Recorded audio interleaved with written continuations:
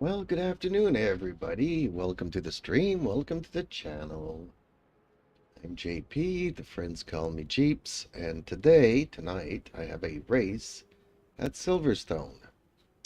So, this afternoon, I'll be practicing on Silverstone. But before I get into that practice session, I wanted to revisit.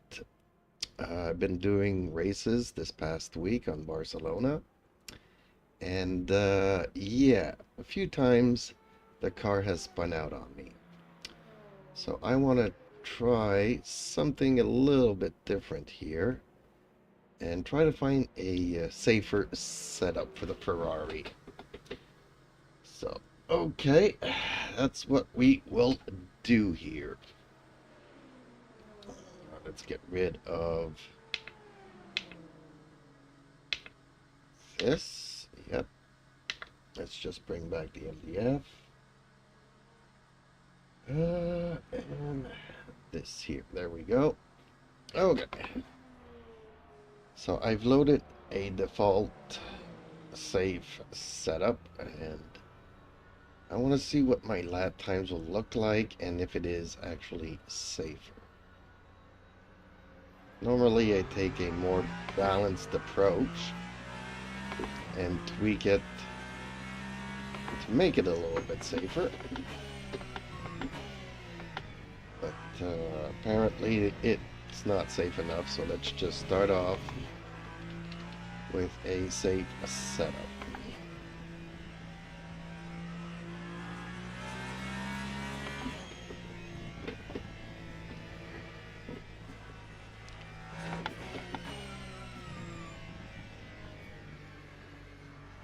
Trying to oversteer, seeing if the rear is not gonna pop out on me.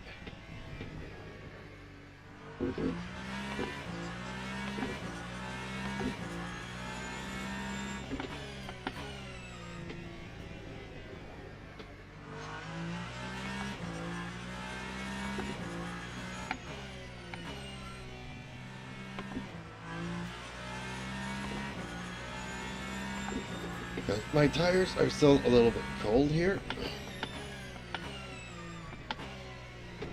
Ooh, yep, definitely a little bit cold.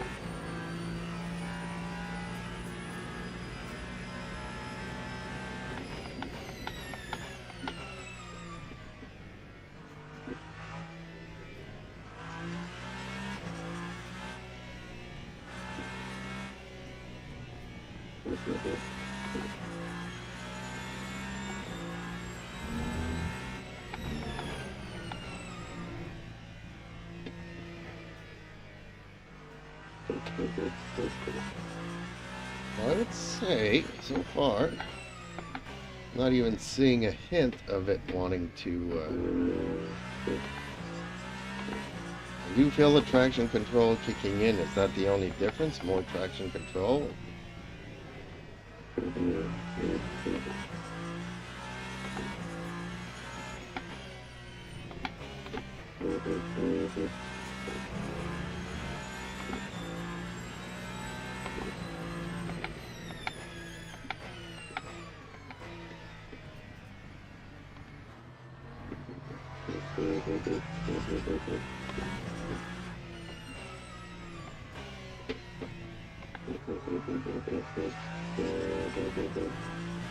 Trying to lose the rear here a bit.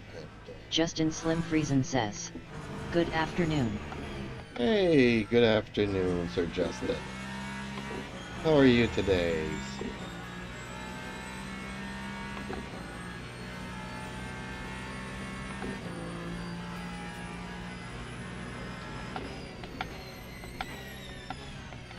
Justin Slim Friesen says, "Doing fine, you?" I am doing good. I'm revisiting this setup here for the Ferrari on Barcelona, trying to see. I'm trying out the safe setup. I got a lot more traction control, a lot more understeer.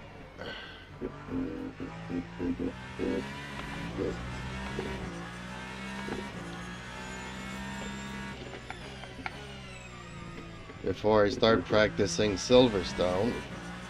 Kind of disappointed last night in last night's practice.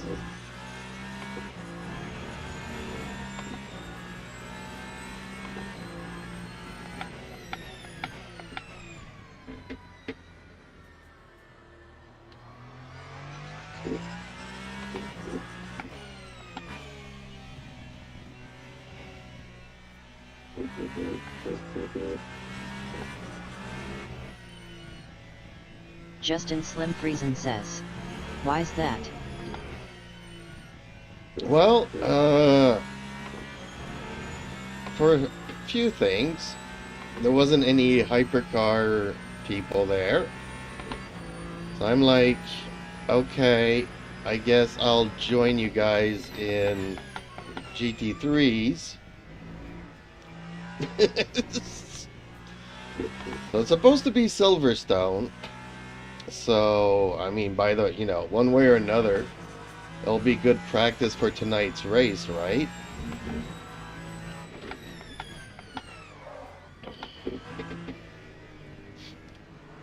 So as soon as I'm loaded in, I notice that Dale's in a hypercar. He's in the Genesis. I'm like, what? Okay, well, let me go back to hypercars. And as I'm coming back, Dale's already back in his Corvette. So, okay. Then why did I just leave, Justin Slim Friesen says, oh, national layout. LOL.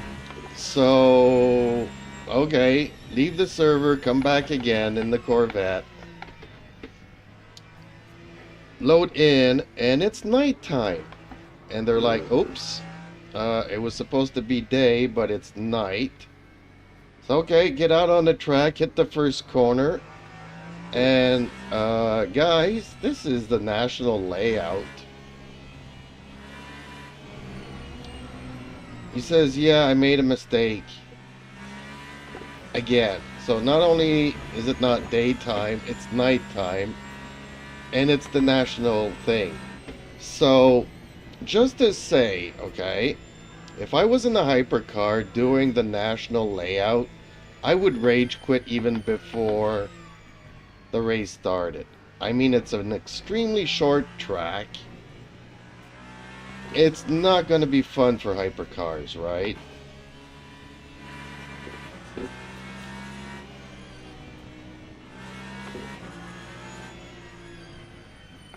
But anyways, I'm there in the Corvette, so I load up your safe settings for it.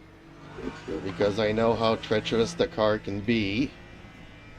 And guess what? Justin Slim Friesen says, I don't like that layout either. Even in a GT3. So I'm there in the Corvette. On the safe thing. And every time I accelerate, the rear just slides away. So there's like 2 hairpins because the track is so short. And every time I go into a hairpin, I lose the rear.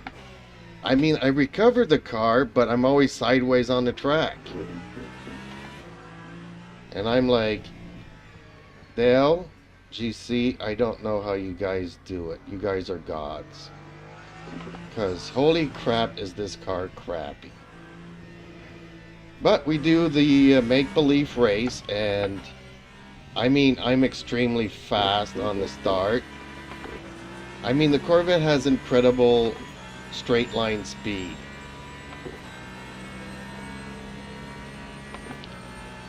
But midway through the corners where I start accelerating, the rear just pops out on me. So I guess I would have to change my throttle curve to have it a lot more gentle, which is hard for me because I don't know if you noticed, but or I mentioned this before, I had to kill a lot of the my initial dead zone is super huge because I have trouble letting go of the throttle because I don't feel it. My feet is leaning on it and it's already too much, so I had to give it massive dead zones. Like a good third of my pedal is the dead zone, the initial dead zone. So I would have to rework that, I guess, to get myself into GTs. But yeah, I was miserable. I couldn't keep it in the corners, crashed out into a wall, broke my suspension, lost a tire, DNF. So yeah, a very boring session for me yesterday that basically is not good.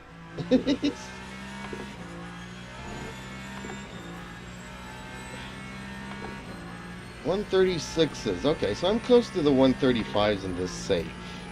But I am 2 seconds slow. Is there a way for me to be even faster though? Probably not. I'm already off to a bad start in this lap.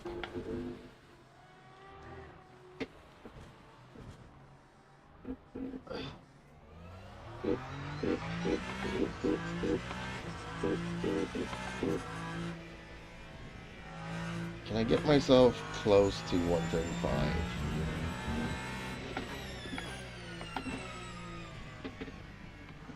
So yeah, I didn't really like the practice. I don't really like the track layout. And maybe if I would have taken the McLaren, which is the car I guess I'm most used to, or even a Lexus, I would have had more fun with the guys. But yeah, I was really struggling with that Corvette. But looking afterwards, I kind of noticed that Dale never puts it in first gear. Which, in every hairpin I was going into first gear and slowly hitting the throttle on my way out, and that's when I was spinning, so maybe that's also another thing that I need to learn not to do in the Corvette, is never to put it in first gear because it's got too much torque. I mean, by the time the traction control kicks in, you're already lost the rear, so... So yeah, I didn't have much fun yesterday.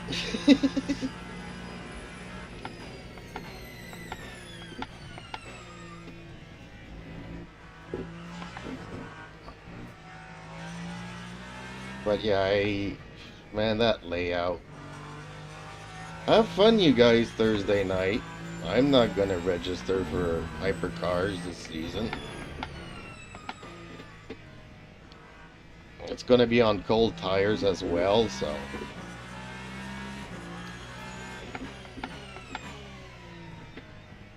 I'm kind of disappointed Dale hops into a Genesis, but then decides not to drive it. I'm guessing he just locked up at the first corner and rage quit.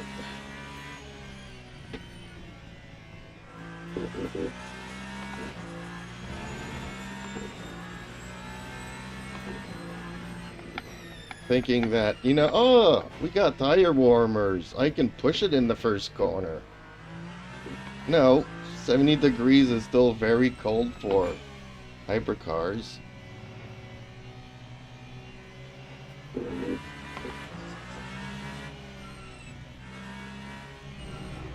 Oh man, I was trying to go for a fast lap here. Dang it. Oh well, maybe this one. Except I didn't have a good launch on this straight. I mean, you guys are going to have two corners, right? So that's where the passing's going to go. You guys are going to try to outbrake people to pass them at the braking zones.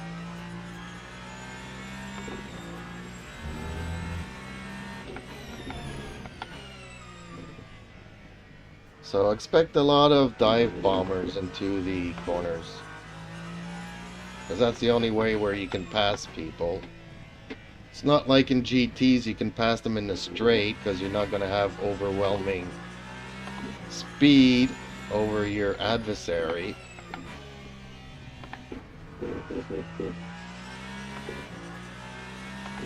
Because the straights are not even that long. So you're going to have to do feints and whatnot. Try to get your adversaries out of position into the corners to make the pass.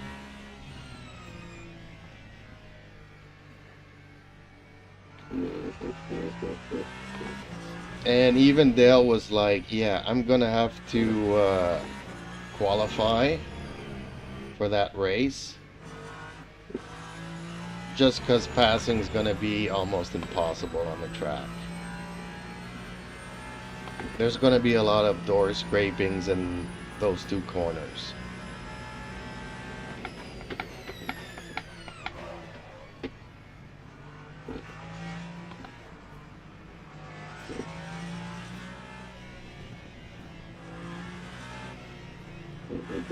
And I got so much understeer.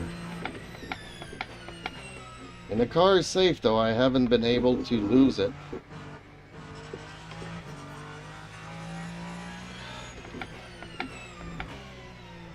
I think though it's costing me 2 seconds a lap.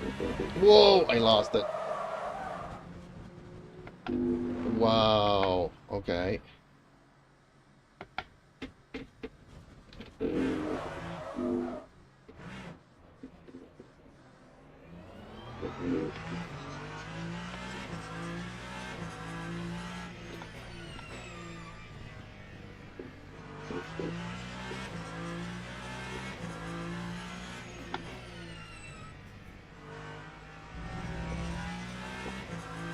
All I can say is practice a little bit on the track before the race.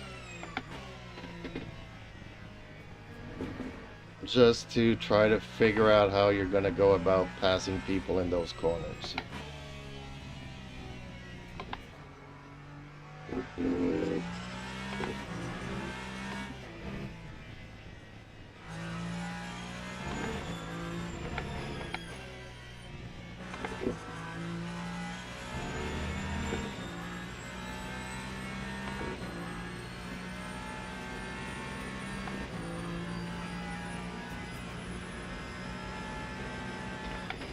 Oh, that's a lot of traffic.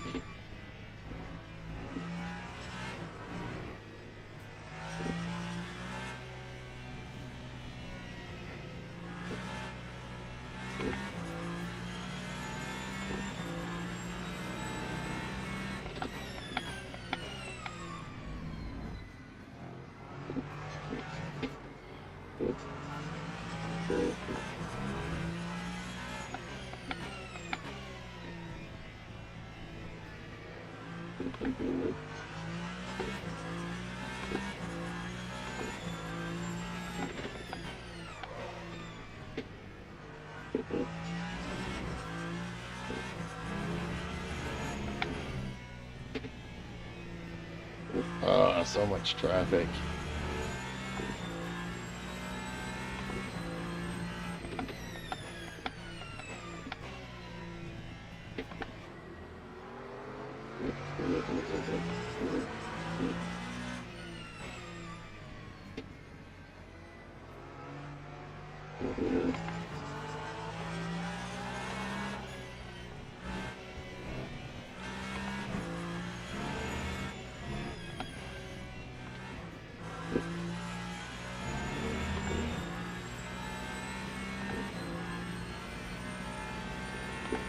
Okay, got myself into the 135s. That's what I wanted to know. Okay, so it is safer. And I can do like my personal best with it, so...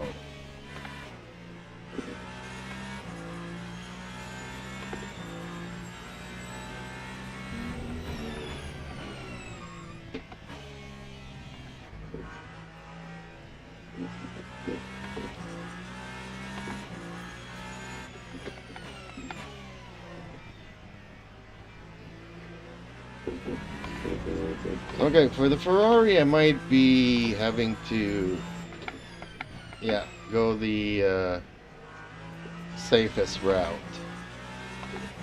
in the setups.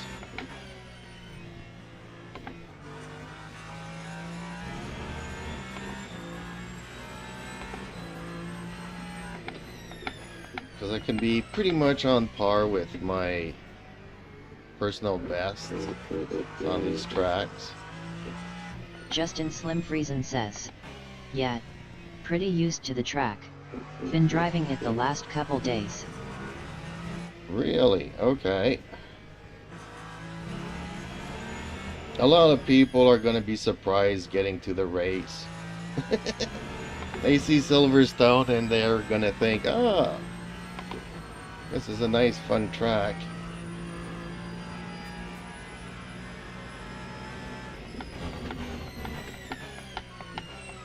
Ooh, missed my braking. Justin Slim Friesen says, probably. LOL. Yeah. Like, you're gonna have good fights. They're all gonna be in the corners. And all you need to do is slightly bump a Porsche or a Mustang, and they'll go flip-flopping, tail spinning in those corners. Don't want to give you any pointers on how to pass cars and eliminate your adversaries. Justin Slim Friesen says, if they don't want to use their brains, nobody can force them. LOL.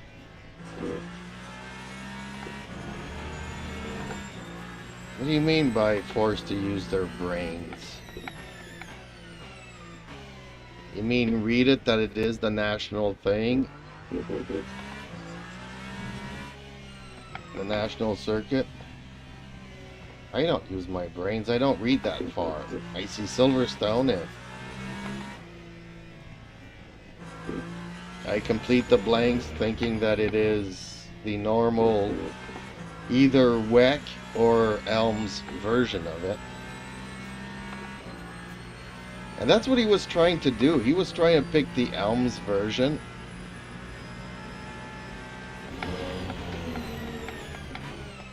And pick the national by mistake.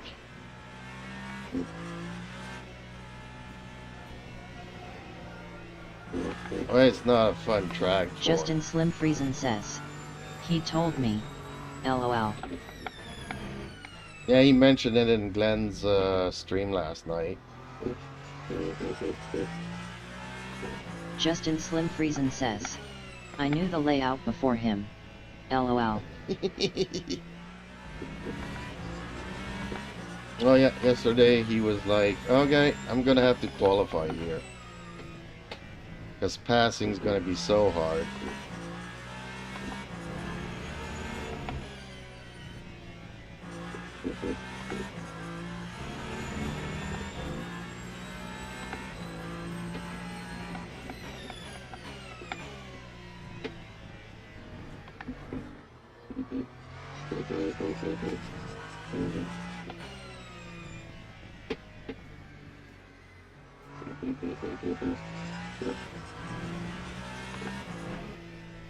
Ooh, cut track. No.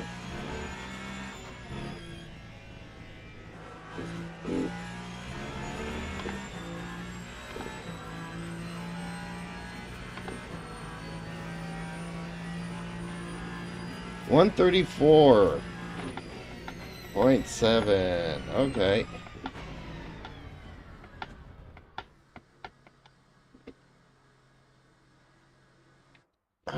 Return to the garage. Car setup. Justin Slim Friesen says, passing will be hard, yes. But I think a larger than normal amount of guys will just throw themselves off track anyways. Well, especially at that S corner where everybody's used to going in full speed and slacking just before, you take that big off ramp.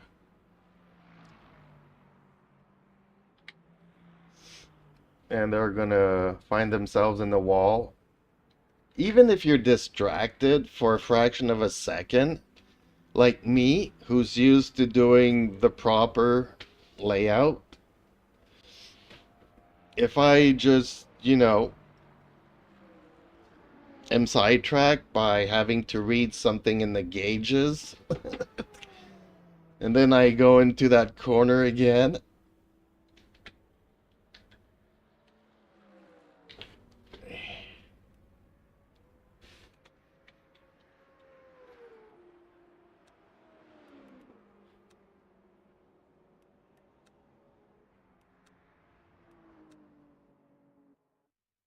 Okay, let's take a short smoke screen here while I start practicing Silverstone for tonight. I haven't even looked at the map rotations this week.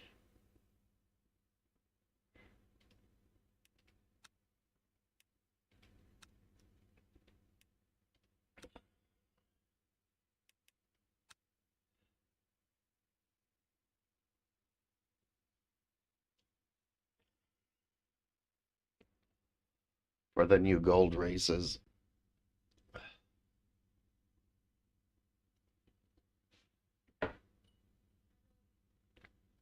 Hello? C'est ton avis de cotisation. Oh shoot. OK. Ça prend ça absolument, absolument. OK. Parce que sinon, c'est ça, il fallait qu'on l'ait. Je sais pas si pour ton renouvellement de bail, ça prend ça. OK. Tout ça.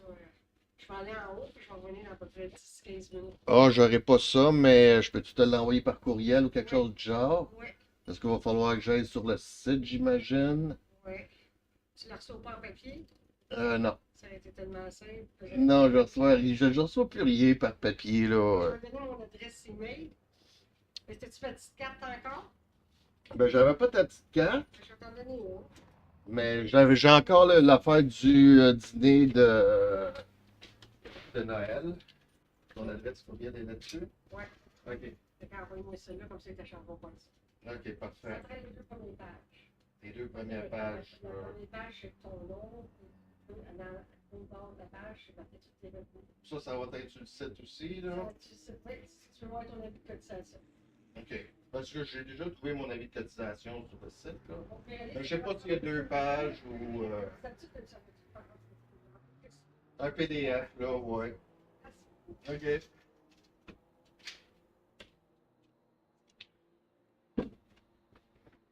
Okay. So what was I saying? Sorry, somebody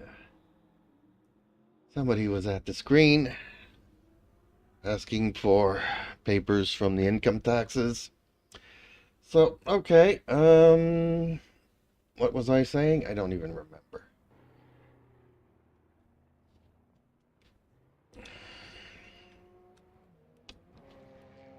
Okay, I should have a default load up here. Yes, this one. So let's load it. See, it's supposed to load it automatically, and yet it did not load the tires. Silverstone harder on one side than the other. I don't remember either.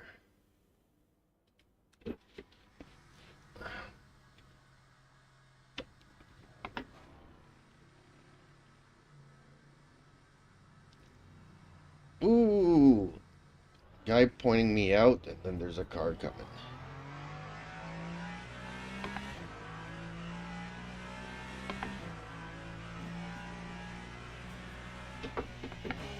Yeah, even when you know, when we were talking yesterday, when Glenn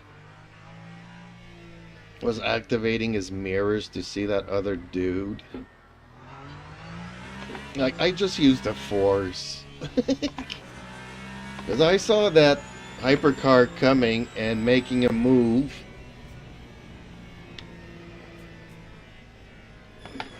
and then I probably would have done what Glenn did, just staying as much to the right side of the track as I can to make sure that I give ample room to everybody else. But that guy gave way too much room to the hypercar and wasn't paying attention to Glenn at all.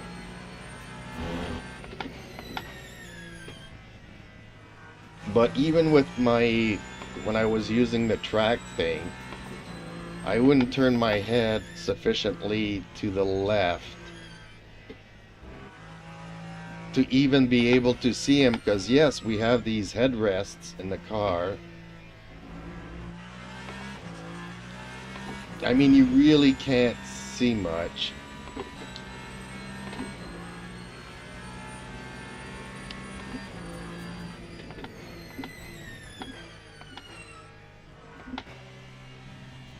So yeah, I would have just gone in with the force and hope everything would have been alright. He gets frustrated easily though.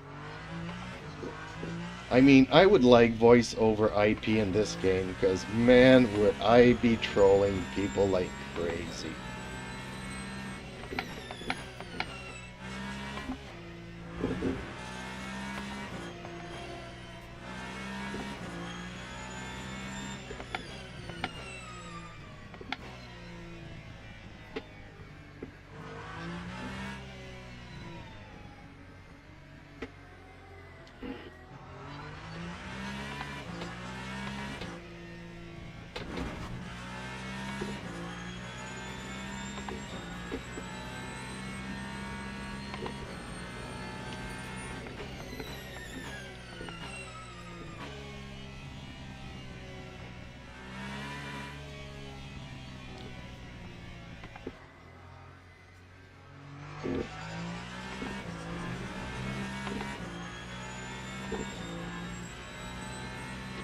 Okay, that's over. Forgot about that.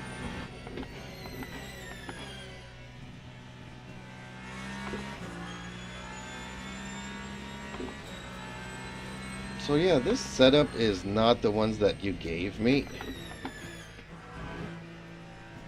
This is the one I got from LMU's repository. There's like not much in that repository, but there was one for this Ferrari on this track.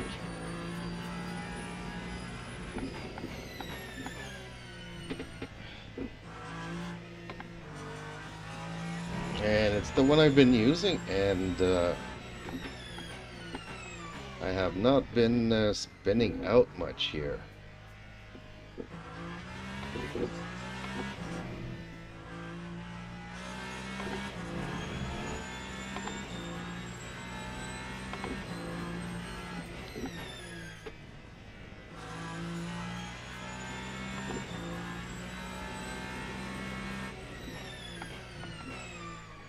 Well, hopefully I'll be okay for tonight's race.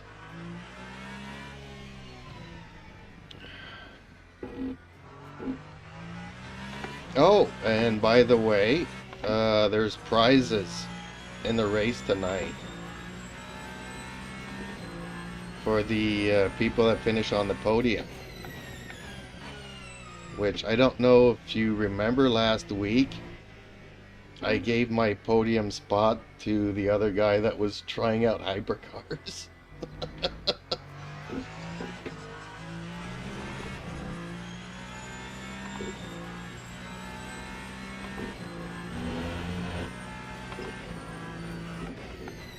One of the race organizers was trying hypercars for the first time last week, and I kind of stopped right before the finish line. I don't know if I'll do the same thing tonight. Hopefully everything goes well. But since there's prizes, I'm expecting a lot more people to register in hypercars.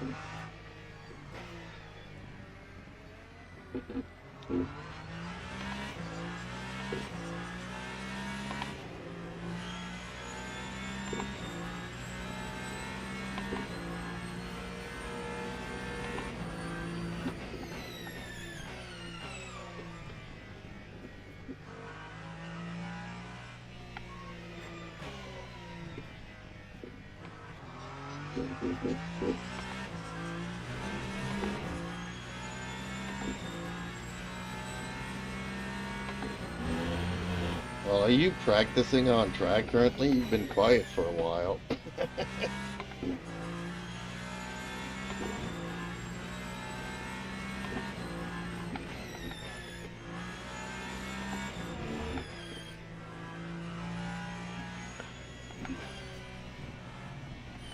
Whoa!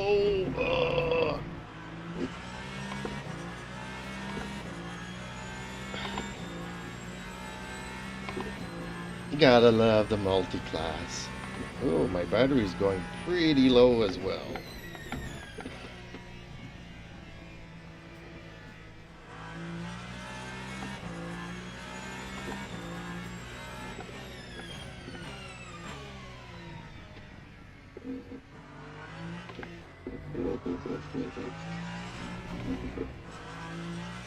Why do I have a blue flag?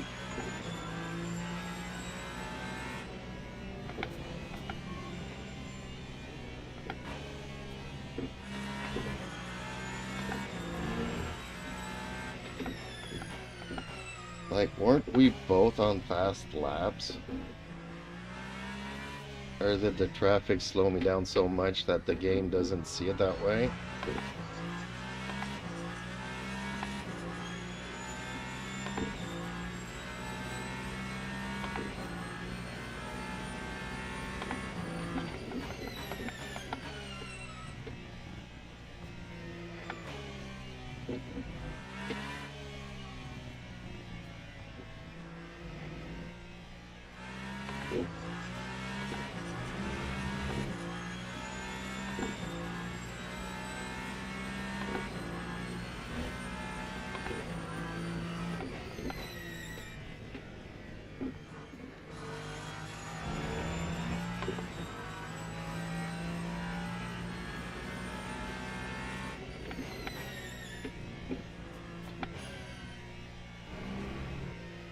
I'm so used to these S's and trying to get around them as quickly as possible.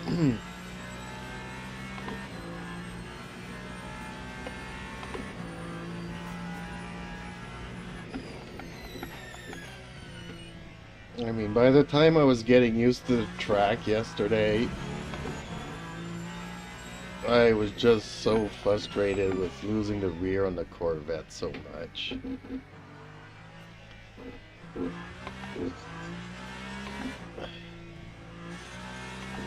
It's a fast car, though. I think it's the fastest car in the game now. Used to be the Porsche and everything else. And the Lexus is also super fast. Oh, did you hear that the Le Mans circuit is getting an update?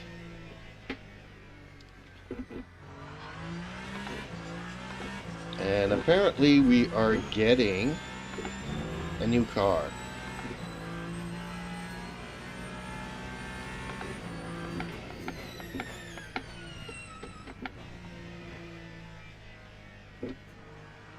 I'm kind of hoping it's going to be the updated Toyota.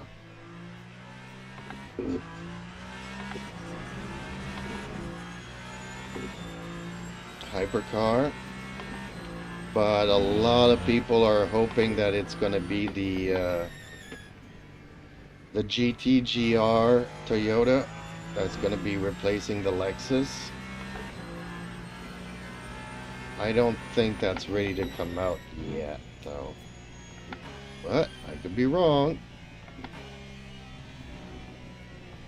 And they're not changing much either to the Le Mans circuit.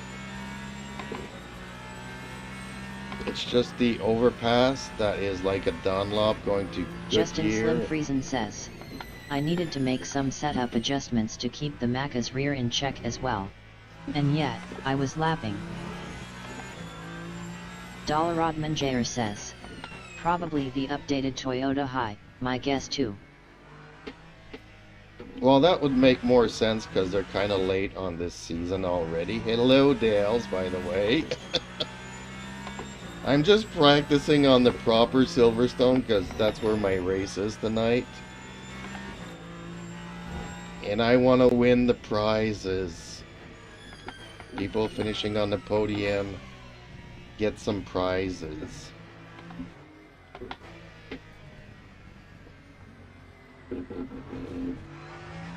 I gave my podium last week to somebody trying out hypercars for the first time. I stopped just in front of the finish line and let him pass. Which I may or may not do again this week. But since they're prizes, I'm expecting more people to register in the hypercars, so competition might be rough tonight. We'll see. We will see. Obviously, I'm no threat to Marvin Kelta if he decides to show up. Whoa! Ah. And this car. Dalarodman Jair says, what league runs tonight? Simulation.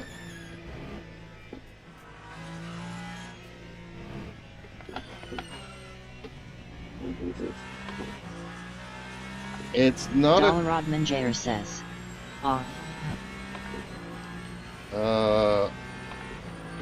it's not a tournament. They just do full throttle Tuesdays.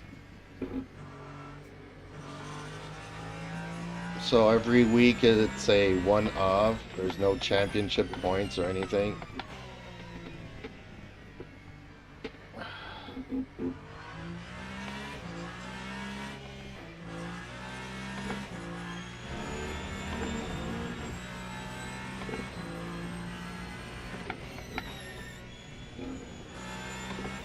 And I need to try to get into at least the 150s.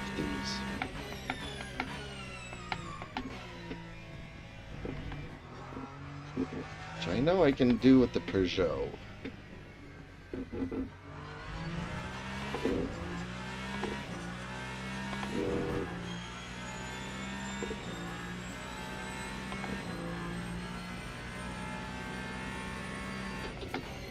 Marvin's been doing 140s in the 140s this week.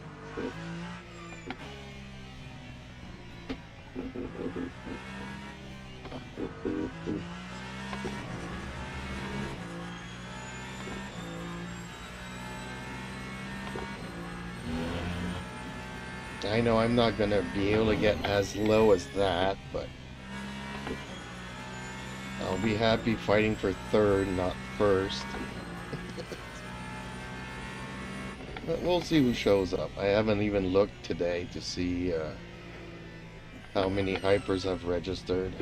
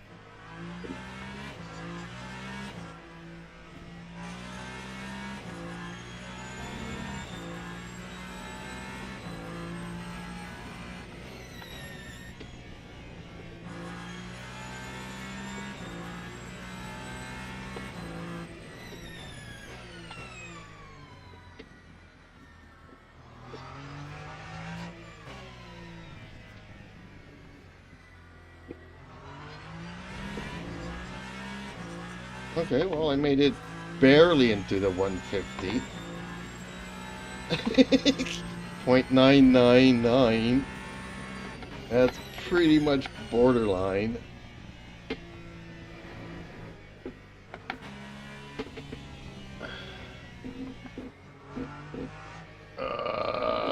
Come on.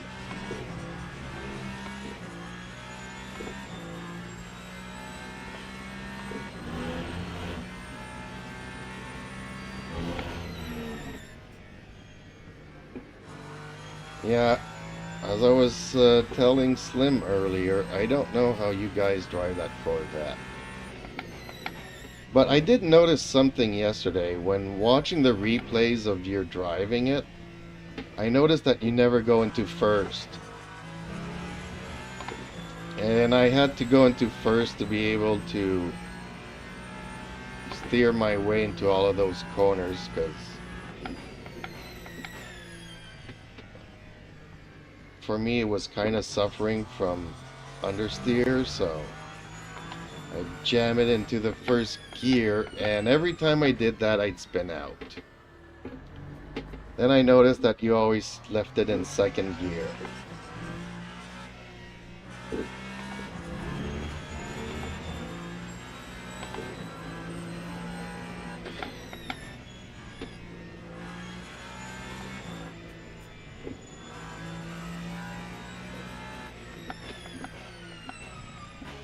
If I ever pick up the Corvette again, which I might.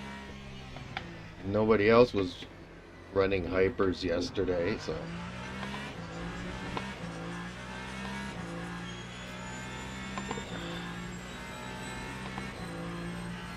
but even Justin is working on his McLaren not to lose the rear.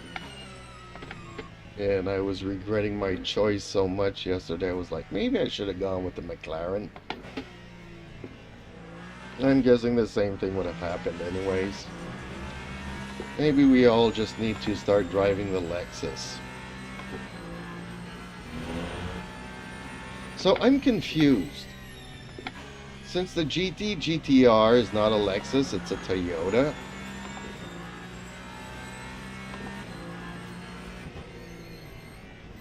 How are they going to replace the Lexus?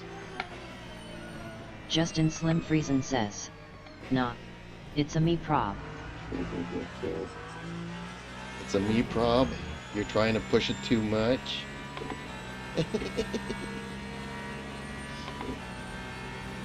Like, are they just gonna add the GTGR and still have the Lexus in game? How is that gonna work? Justin Slim Friesen says. Yes. As usual. As usual. You guys are so evil. Stop blaming yourselves. It's the car and the car setup's fault.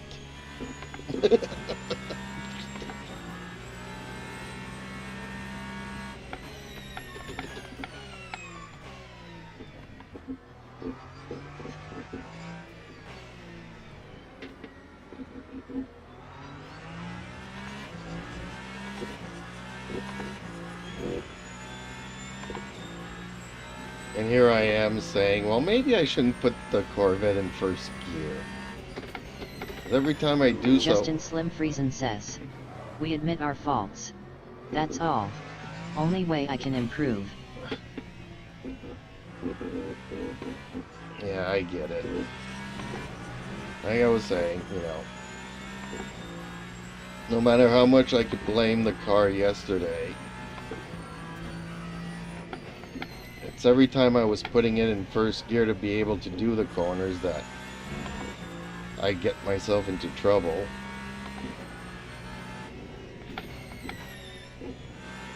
The car is balanced though, because you can kind of save it. But every time I was midway through a corner, trying to give it a little bit of gas, the rear would snap out on me. The car is too powerful. It needs to be nerfed.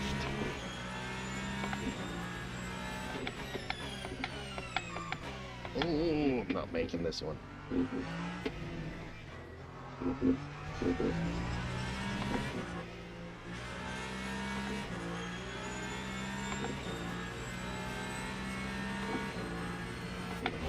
Really? You're gonna go there?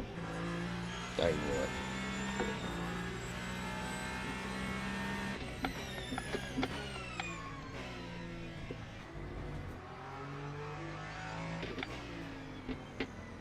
Oh, come on.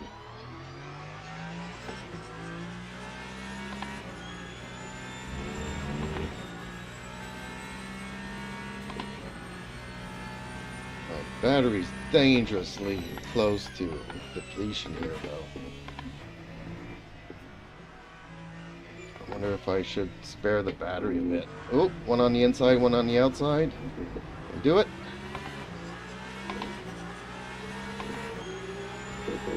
Ooh.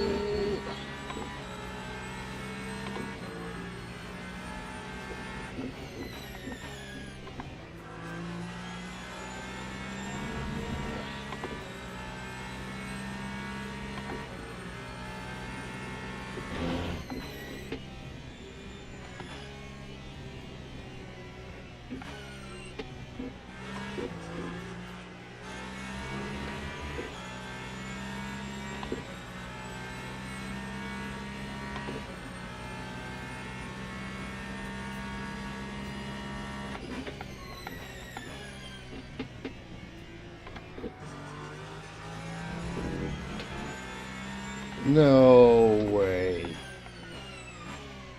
You're gonna give me track limits.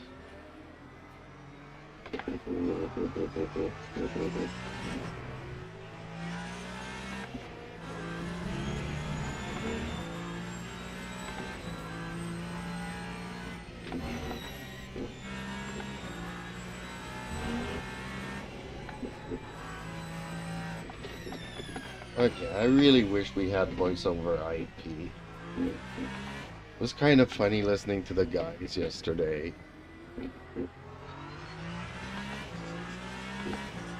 I don't know what happened in the race. There was this one guy that was really mad at the other guy. He kept...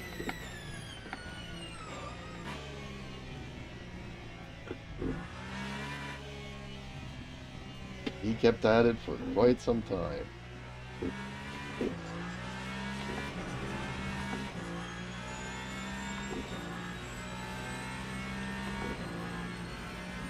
I'd be really worse than that. I'd be like, come on, guy, let me move over, let me pass.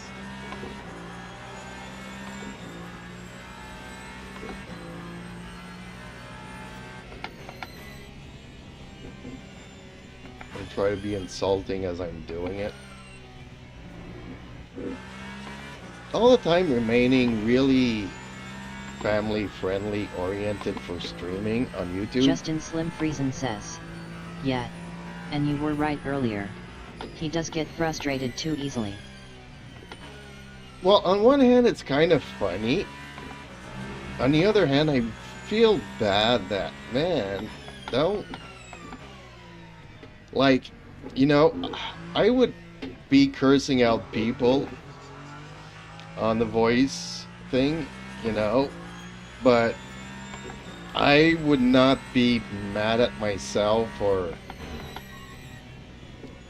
Like, I get frustrated. How many times have I come across an idiot in this game, you know? But I wouldn't be mad, but I would definitely let him know how I thought about his driving. And call him out as an idiot and stuff.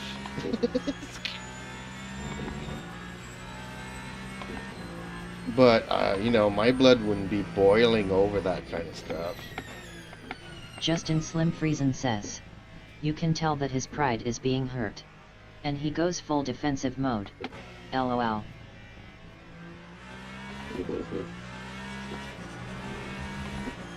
You know, it's like... I don't know, you probably seen these YouTube videos of gamers that get really upset and smash their keyboard into pieces. Or take their keyboards and smash their screens and stuff. It's like, dude, chill out. It's only Fortnite, you know.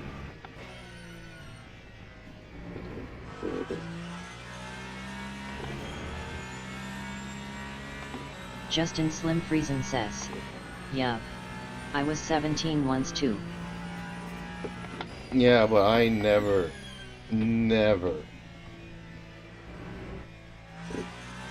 bashed my things in frustration like that. Well, I guess I started young doing martial arts and stuff, so 3 or 4 times a week, take it out on the punching bag, you know. Release all that tension and anger. Do it properly.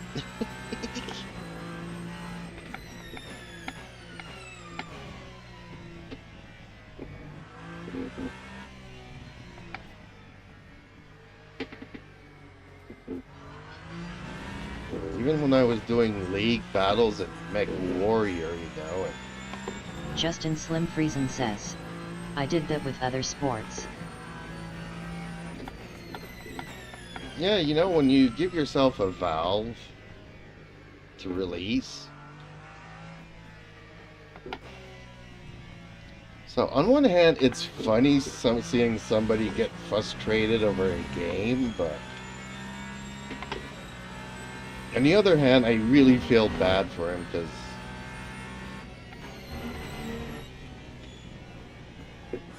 well, what can I say, you know? It makes it interesting to watch because otherwise, I mean, I get really bored of watching iRacing. I was like rooting for the hypercars every single time. Hey, hypercar passed them, yeah! Finally, some hypercar action.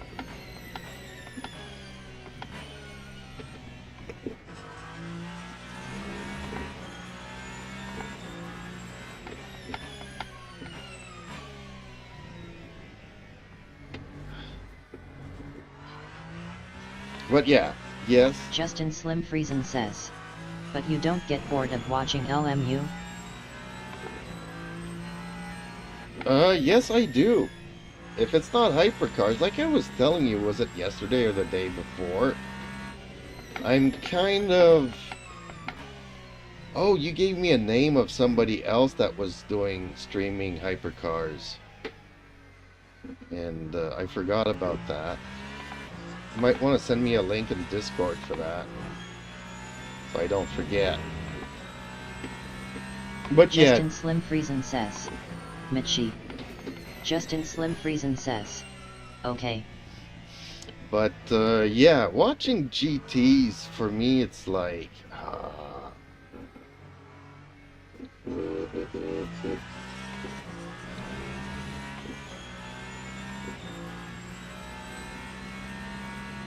the fact that I'm not racing them anymore, and even when I get in them, I feel god-awfully slow and everything else. It's like...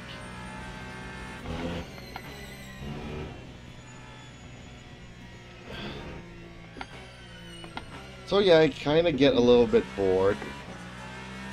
But also the tracks that Justin Slim Friesen says, "I get you. I went through the same phase. LOL." Well, it's not only that, it's also the track, you know, like if he was on, you know, Circuit Gilles Villeneuve, and every time he goes around the track, I would be like, okay, is this the time that he's going to hit the wall? You know? But he's playing on these airfield tracks.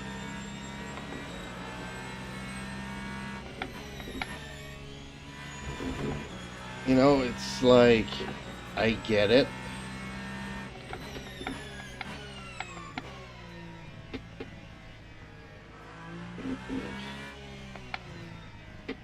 Although there was one that, isn't it Road Atlanta that he was supposed to do or something? Sometimes I don't even pay attention.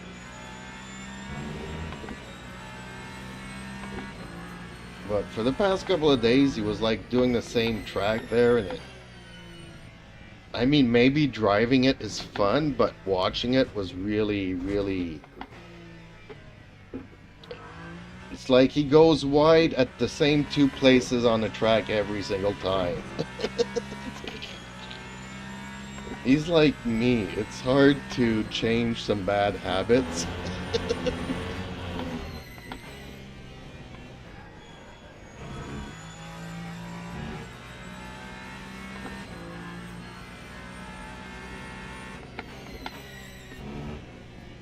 It's like, okay, another lap, another two places, he went a bit wide.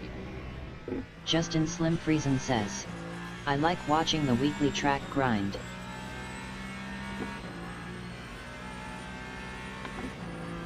Yeah, well, if it was tracks that, you know, if it was like Mugello or something, and it's track I don't know, and it's like, okay, well, there's a barn on the side of this track, yay, a bunch of trees. Looks like a golf course, but apparently it's an airfield.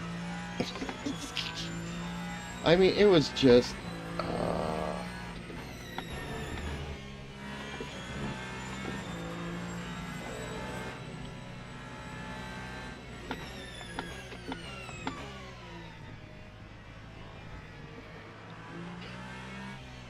Justin Slim Friesen says, fair enough.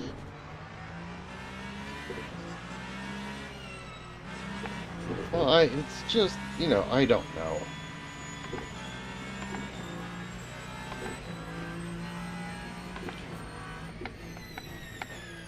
But good thing that sometimes I just have it in the background and I'm working on liveries or something. Made a mistake on Paul's livery, and I didn't even notice it.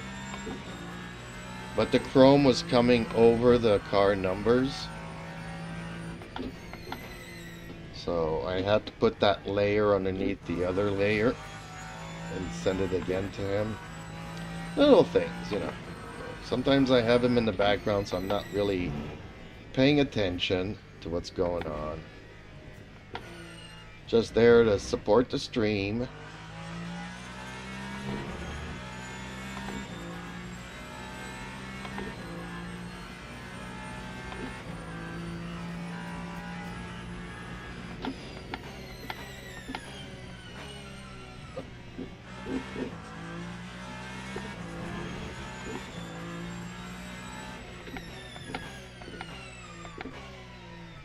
Justin Slim Friesen says, I'll admit that it's always more interesting if you're at least familiar with both car and track.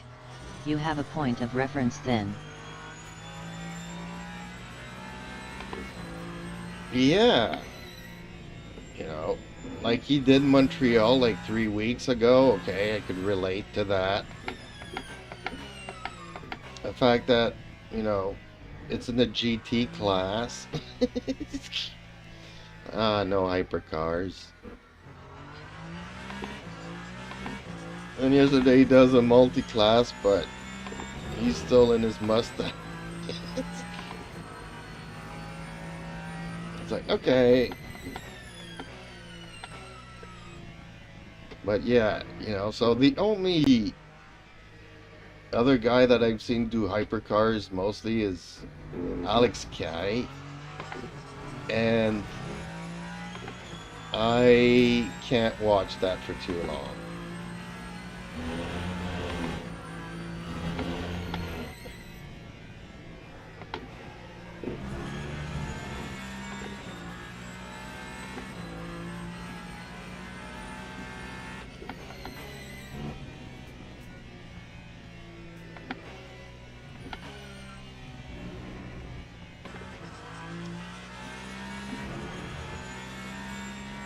I watch it if I can grab a couple of pointers from my driving the hypercars on a certain track, okay, but he crashes out, goes back to the lobby, decides to run GT instead, because, he doesn't have a proper setup for his hypercar on that track. I'll work on a setup eventually. Let's go. Justin Slim Friesen says, I think I've seen him once or twice. Obviously didn't make an impression on me. Yeah, that's the thing, you know. He kind of did an impression on me, but not in a good way. Ooh, boom. Sorry, dude. I was hoping my car would turn more onto the grass, but it didn't. But yeah, this car is extremely safe. I just can't drive it fast. So we're gonna go with aggressive. Let's try this one out.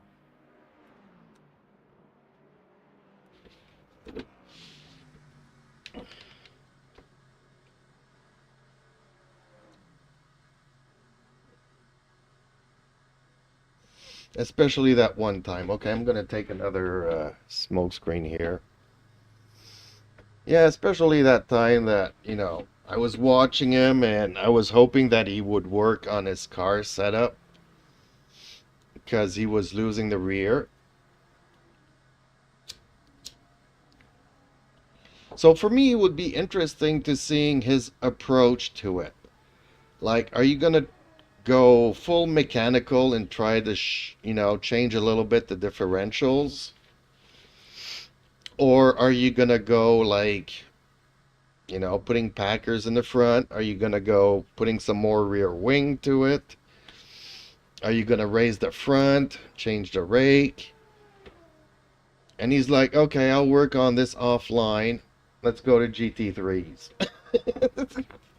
I'm like, okay, middle finger. I'm not watching this stream no more.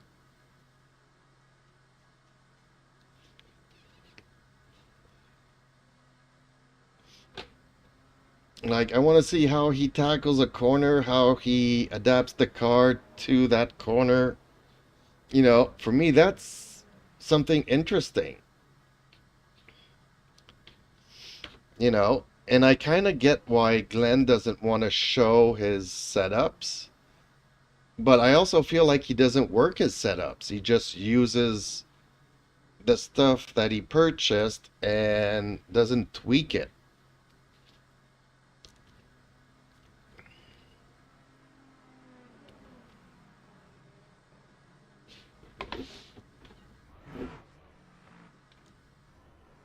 You know, of which I've never not tweaked anything, I don't think.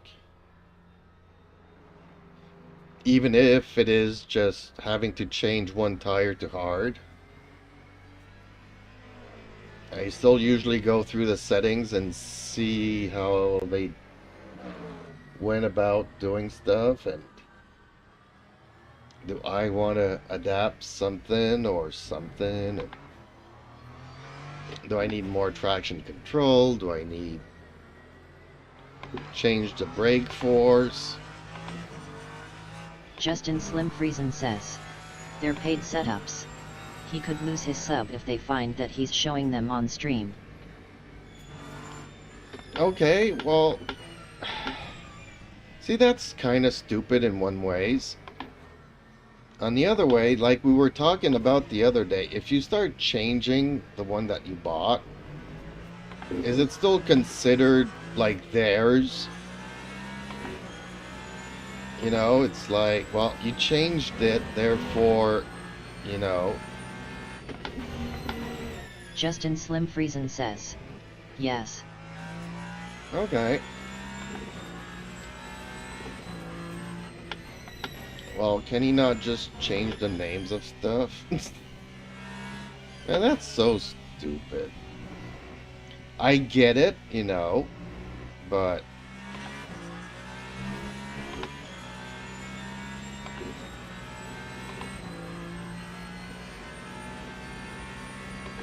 Justin Slim Friesen says, unless you change it one hell of a lot. Well, I would still disagree. Unless, I mean, okay, other than changing how much fuel you're putting in the car, But if you're changing the duct blanking, if you're changing the anti-roll bar, even if it's just one tick, you know, and you're adding one tick to the traction control, and you're adding one more packer here, you know, you're changing the electrical map, even if it's just one tick, then basically, you know, it's like, oh, well, you know, you use the fixed setup, but you change stuff, but you're still using the fixed setup as a base, therefore you're guilty of something.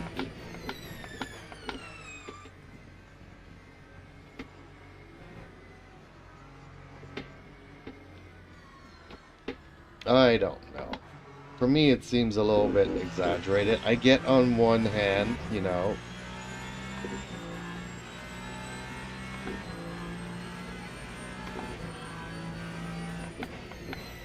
it's probably a good thing that I'm not a popular YouTuber, because I could get into trouble. Justin Slim Friesen says, I strongly disagree. Okay.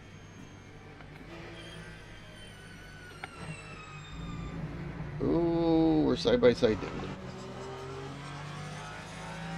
Man, he went fast through those corners.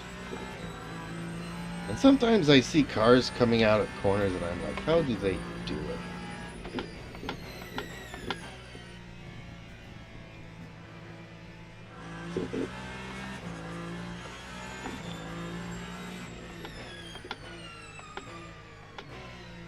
I know the guys put a lot of work in these setups and whatnot.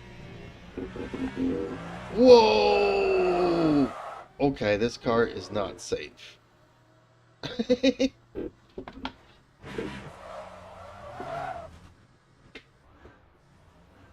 Whoa, that caught me by surprise completely.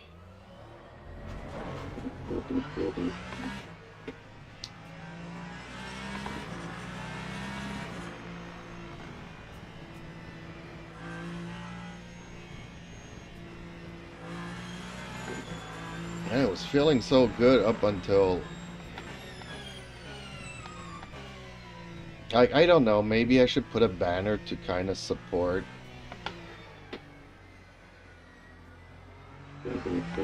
some of these things.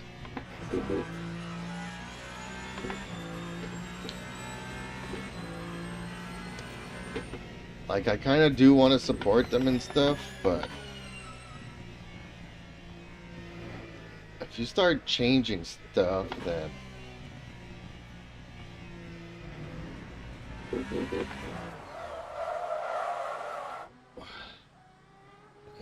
wow. Okay, why am I so losing it here?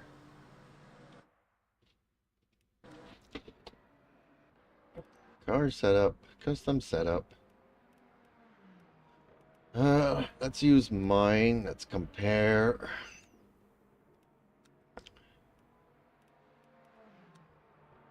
So, okay, that's probably where I keep losing it.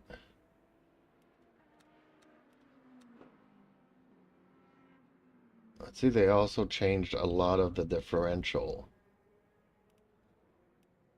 Let's just try this for now. Let's change... Oh, I need to change my tires. These are worn out.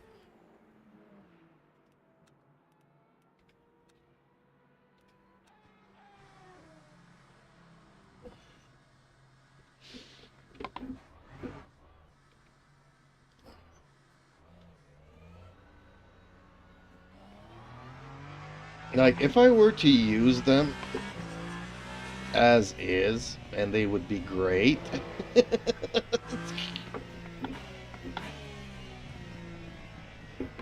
Then, yeah, okay. Highly recommend. But they're also tailored for general, you know. Like, this is good for 10 people, this is good for another 10 people, this is another good for 10 people. This was not specifically made for you.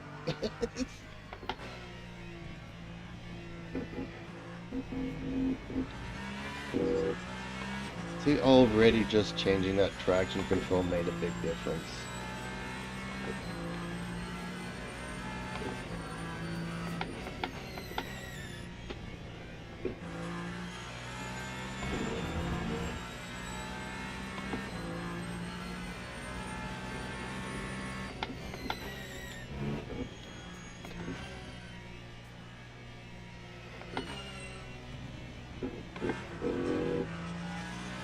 Ooh, this car turns nicely though. Mid-corner, you can still turn the wheel and the car will turn.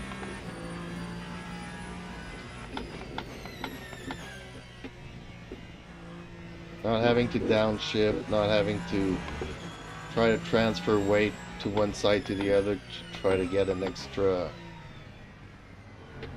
inch in.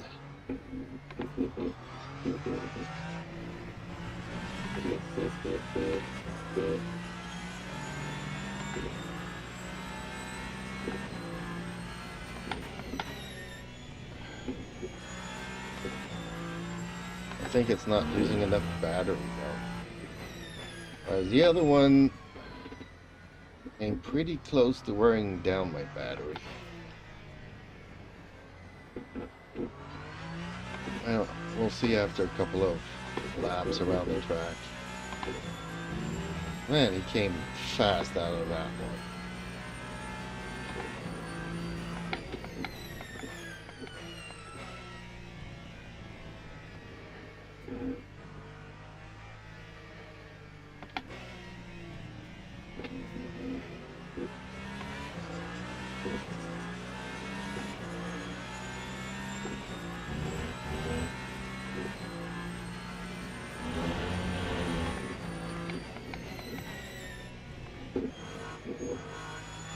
Oh, I love how this car turns though.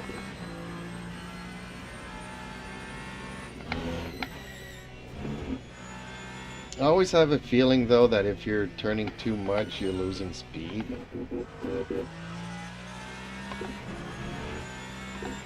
I like how it turns.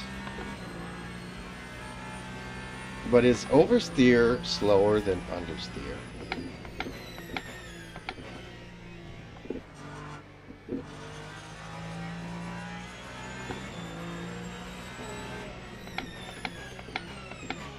So I'm catching up to this guy now. Okay, maybe the Corvette slowed him down a bit.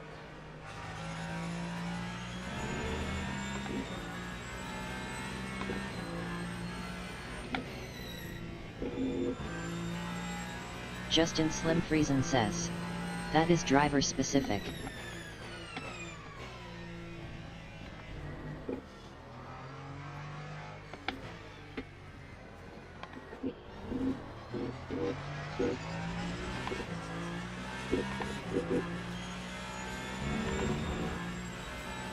I'm gonna get the slowdown from the Porsche.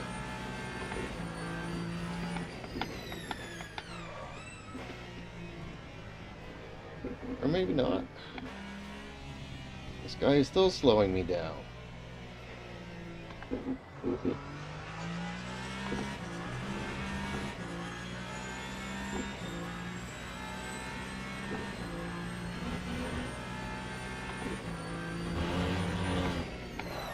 Whoa! Ah! I'm dead. I'm missing a tire on the rear.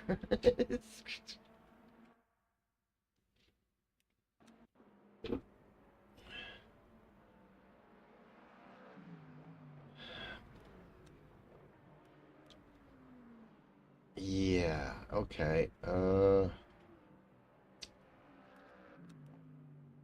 Do I still have the comparison? Yes, I do. Okay. So yeah, I could definitely use some more of that.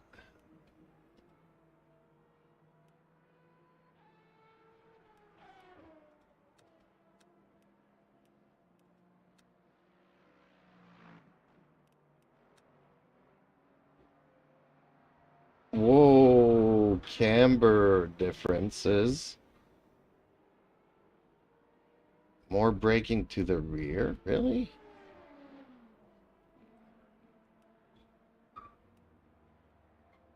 Okay, let's warm up the tires more, maybe.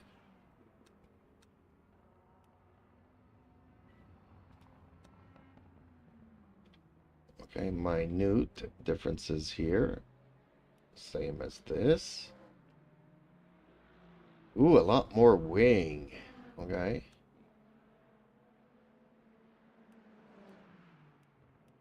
It's the rear anti-roll bar that's making me turn in so much. Okay.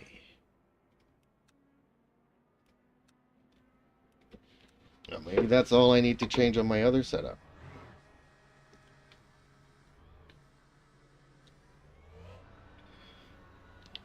It was turning in beautifully.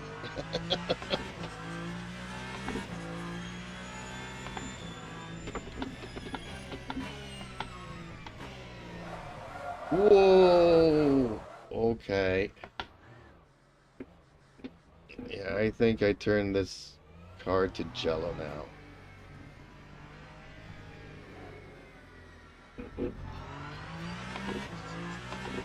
That's the thing though, with hypercars I found that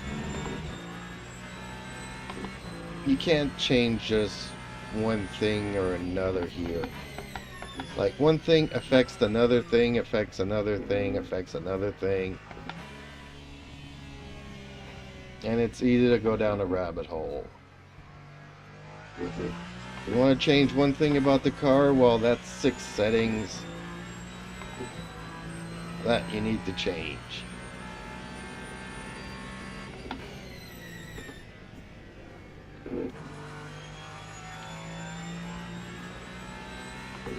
Why am I still having a blue flag? Not seeing any hypercars coming up on me. Oh, that is a hypercar. Okay, forget I said it.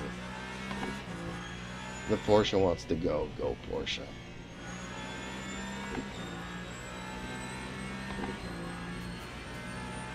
Ooh, I actually made a faster lap. Okay. Got half a second off my previous times. Oh. So if I could just make this version a little bit more stable. Justin Slim Friesen says, that ain't just high. But high has more options, so it can spiral out of control faster and further. LOL. Wait a minute, that ain't just high. I don't understand what you mean. Oh, hypers. Okay. Because high is also where I got my my setup from. So I was kind of confused there.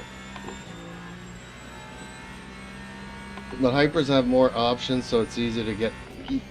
Well, yes, all of that I agree. A lot more options, and but I mean, you can't just change the roll bar like you can do in a GT. Like, if you want to get the results that you want, you're going to have to change the dampeners or the springs or the height. Justin Slim Friesen says, yes you can. It might not have the Justin Slim Friesen says, I used to do it all the time. it might have some other. Justin Slim Friesen says, so did my teammates.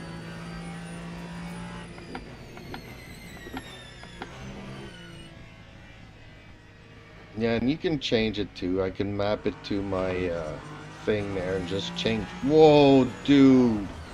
Why did you do that? Man, this guy's really trying to... Oh. Was he aiming to go into the pits and just decided to run me off the road? Dude! Justin Slim Friesen says. Each of us like different anti-roll bar settings.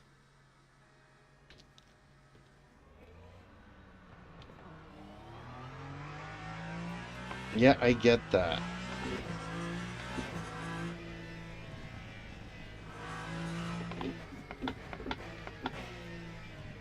Ooh! Man, every time I come out of the pits here. I'm gonna have to test this corner for more than 2 minutes. Dang it. How am I gonna go to garage, save this as test.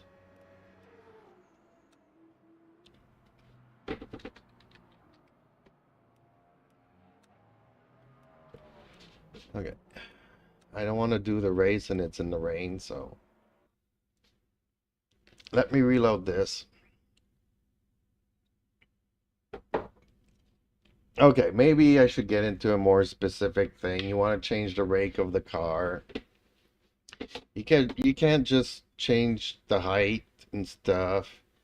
You're gonna have to change the springs and the dampeners and stuff and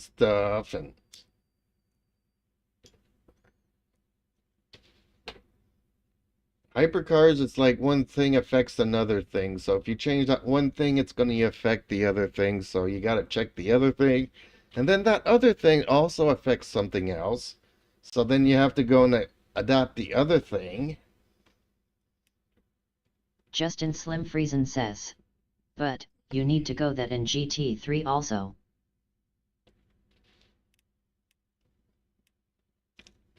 What was I doing here? Oh, I'm reloading this to go back into practice.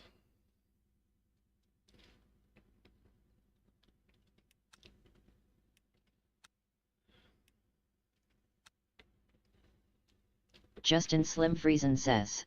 Every car in the world, to be honest. Every car in the real world. Yeah, I know. I agree.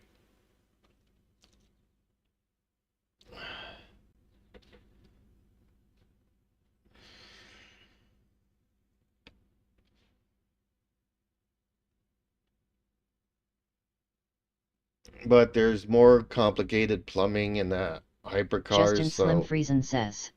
It's exaggerated in high, I'll agree with that. well, I don't know if it's exaggerated. I just know that one thing affects another thing, affects another thing, affects another thing. So yes, sometimes I can get away with just changing one or two things, but sometimes you have to take a blank page, and that's kind of why I liked our new, because he explains different ways of doing the same thing.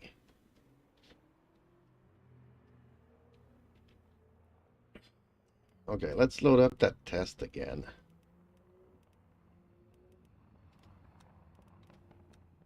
Take it from there.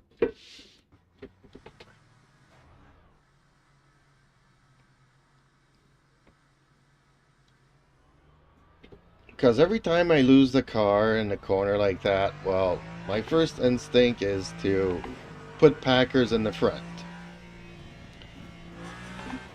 And if that doesn't work, well, maybe a little bit more rear wing. And if that doesn't work, okay, let's raise the front.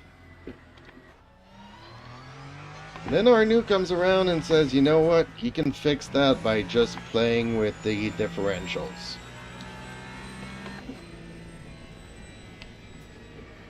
Having less power go to the rear, more power to the front wheels. Change the preload that affects how the undercoast and under power works. So if you're losing it under coast, you can change that. If you're losing it as soon as you're giving it gas, then you change the power on the differentials. And you don't have to worry about the Packers and the right height.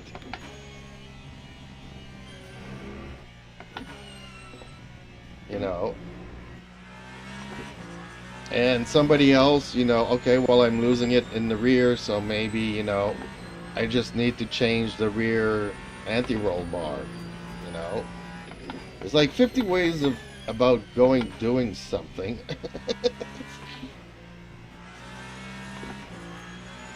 And the way that I go about doing something might actually reduce my overall speed in a straight line,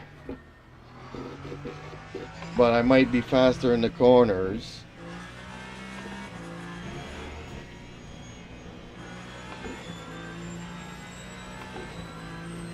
Oh, I knew you were gonna do that.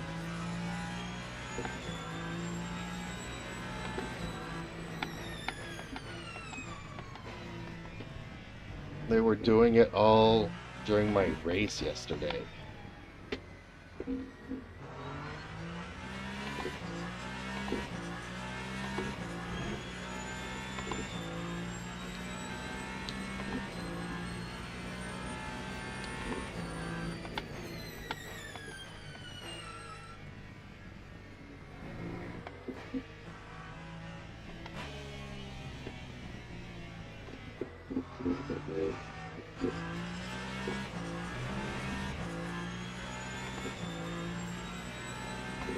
And I remember one time, I don't remember which track it was and what car it was, but I was really struggling.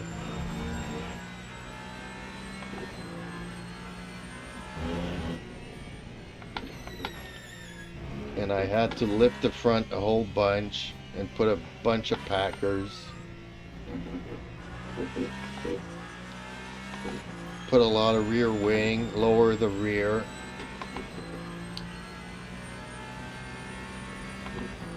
To get the car to stabilize.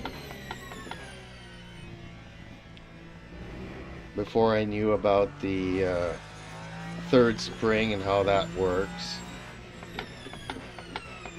And knowing how all these preload and differentials work. Thing I hate about our new though is that, man, does he take long to explain something. Like, dude, I know you want us to watch your 45-minute video, but in that 45-minute video, can you not put, like, in 2/3 of the video a chart of what this does and that does and everything else?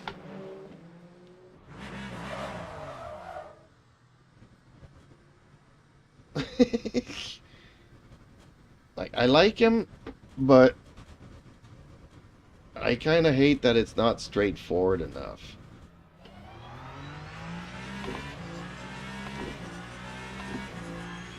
Like, okay, I know you're trying to explain the problem in 50 different ways. Then you're trying to explain the solution in 50 different ways.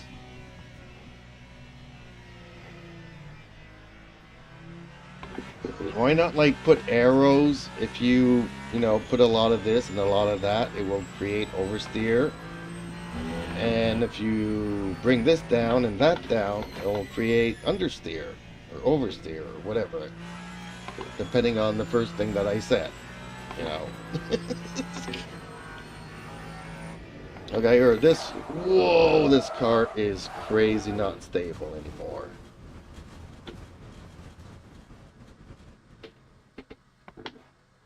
Okay, maybe I just need to try to drive it.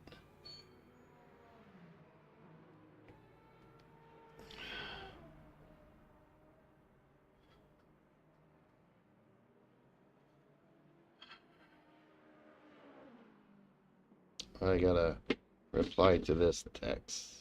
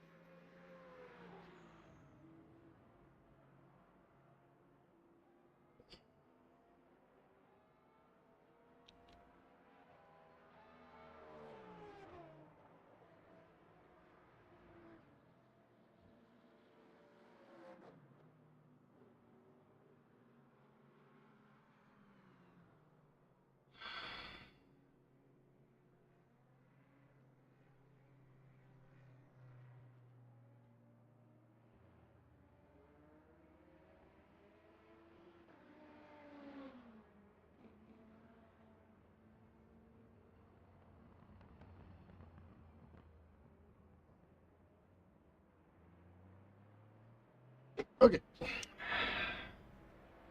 So yeah, let's just go back to the default aggressive.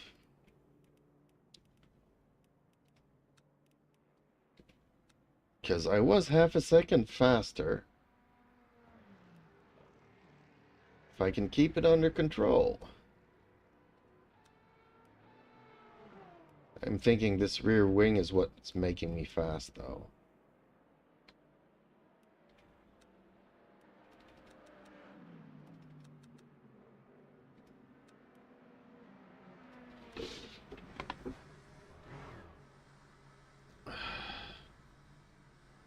Maybe if my tires get a bit warmer, I'll have a little bit more grip.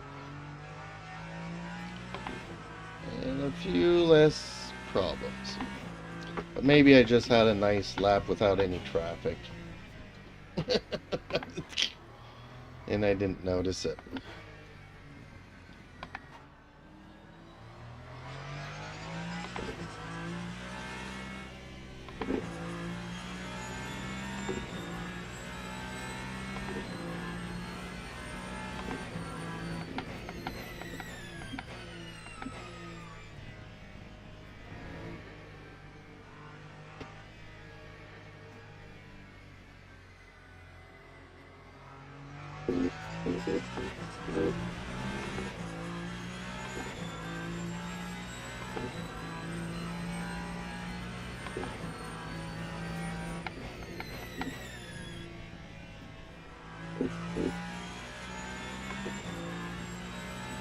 But in any case, I'm already very comfortable with my go-to setup for this track.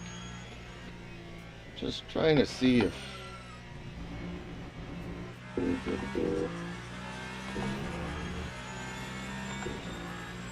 because this car can be so iffy.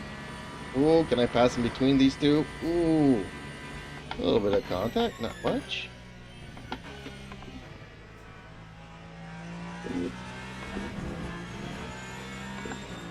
Yeah, that's what I mean by sometimes I just rely on the force.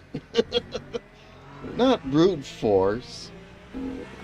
I'm just like, okay, let me see if I can't get in between these two and hopefully make it out the other side alive. Ooh, dude. Ooh.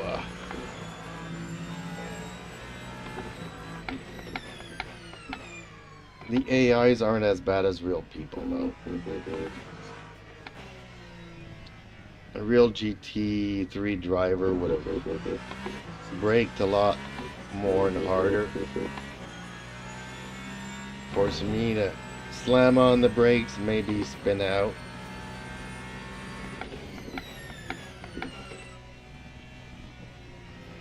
The AIs kind of keep their pace. Like, they'll cut me off using the race line. Whoa! Sorry, dude. Yeah, this car is a little bit too much for me. I don't have the skills. And some would say that my wheelbase doesn't have enough detail for me to be able to feel it soon enough to save it. Justin Slim Friesen says, see, that's an issue. AI should feel like they drive onto you. Because they do.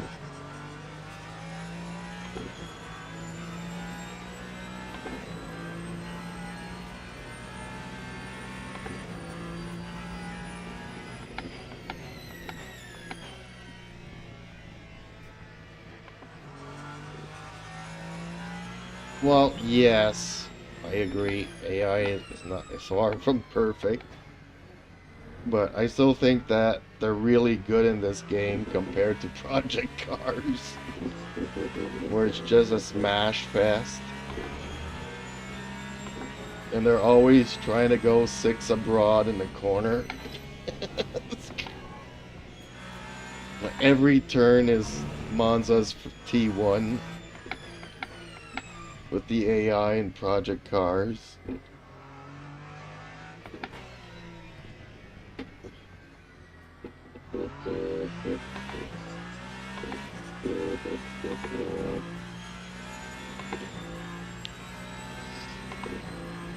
But yeah, they don't drive like real people do. And that kind of catches me off guard sometimes, because, man, sometimes the more you go into the corner, the slower the GT drivers are. What's my tire temperature there? Because it kind of wanted to slip, but didn't. I'm still on cold tires. Why did one time it did not, and the other time it did?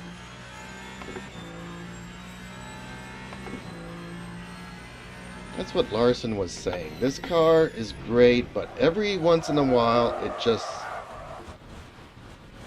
does something different from one corner to the next.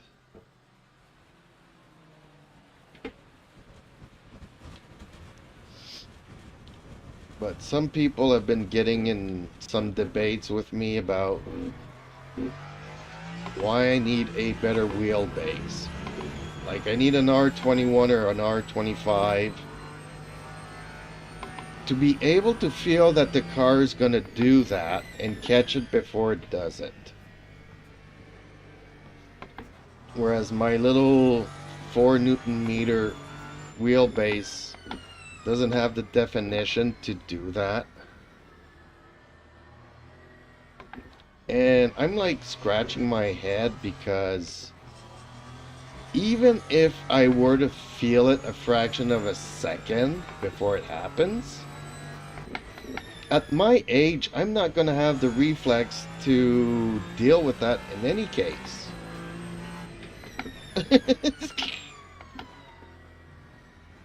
You know, the only reason I would want to go with a bigger wheelbase is if I want to experience the lack of power steering in the car.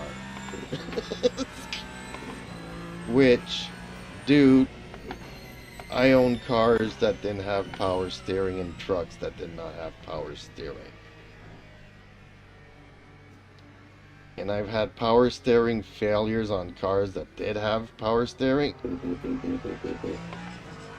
And I can tell you it's not fun. So why would I subject myself to that? I kind of get what they're getting at.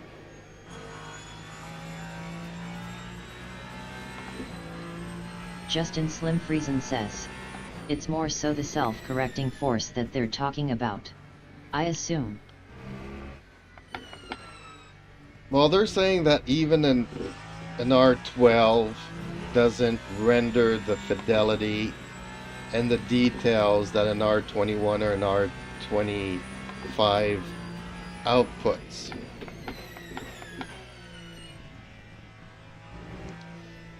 So, you know,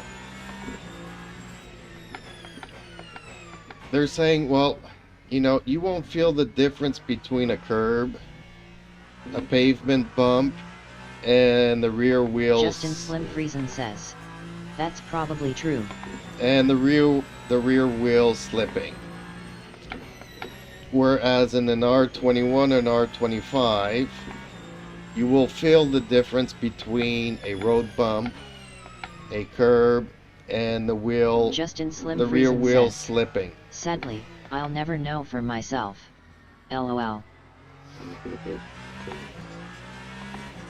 And I'm like, okay, well, even if the frequencies are different and the feeling in the steering wheel is different, honestly, do you think that I will have the reflexes in that fraction of a second to be able to act on that? I kind of feel like this game, and I don't know about iRacing, but you know, as soon as you start slipping, you're already like 5 or 10 degrees sideways. And all you can hope for is hopefully being more or less sideways on the track and not go off track. As for being able to catch that and still be able to be on the pavement and still race, I think that's beyond my skill level.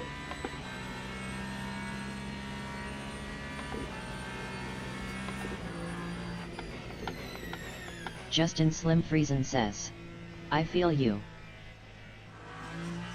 I rather have a car safe that doesn't tend to want to spin out, because when it does happen, I mean, a lot of people are always like, great save, great save. Yeah, but I'm sideways on the track. Great save in the sense that, okay, I'm not in the grass or in the barriers.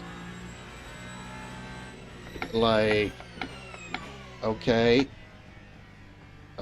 even if I would have felt it a fraction of a second sooner, would I have been really able to avoid it? Don't think so. So why not just drive a car that you try to nullify that behavior? Even if it makes me slower,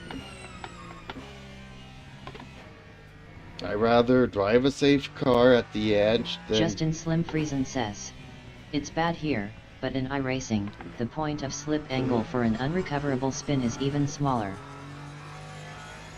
So, okay, so, like, on Facebook and stuff, everybody's trying to get me to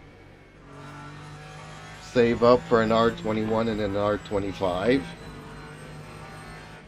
And in my head, the only reason for me to upgrade is just to have a little bit more overhead.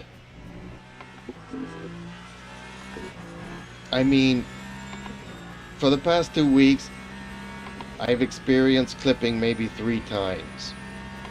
You know? Where it used to happen maybe 3 times during the same race. Justin Slim Friesen says, I agree with you. So the way I'm thinking is I would be perfectly happy with just an R9 V3, you know? Still gonna run it at 4 Newton meters and just have that extra safety net not to have as much clipping.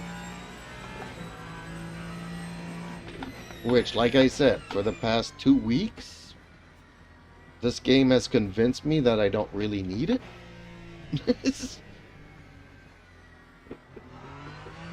I think clipping occurred once in that race that I did yesterday. You know, where you're turning and all of a sudden you get that snap, that one snap. That's not what I wanted to do here, but that's what happens. Yeah, this car is not stable enough for me. I can't drive an aggressive car at the limit. Justin Slim Friesen says, I have no doubt it would be an upgrade, but worth it. I'm not convinced. Also, I'm no esports driver.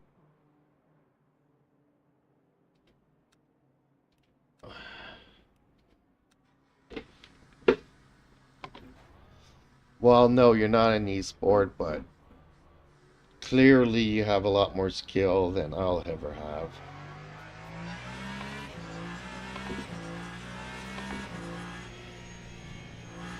Maybe in 5 years from now you'll reach my point of skill levels, but I doubt it.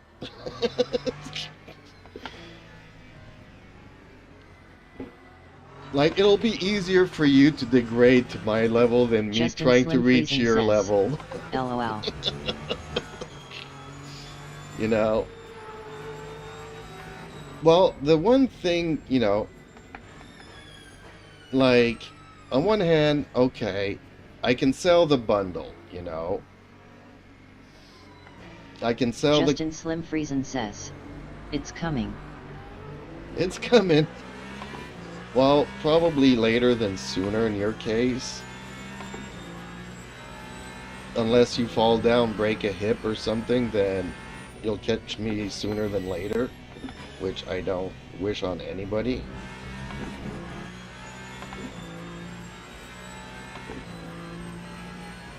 You know, so I say 5 years, but it might actually take 15.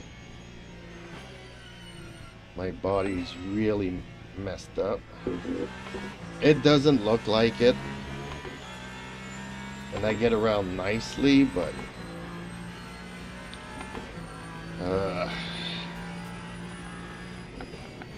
you know, when I go for my walks, I gotta bring the cane.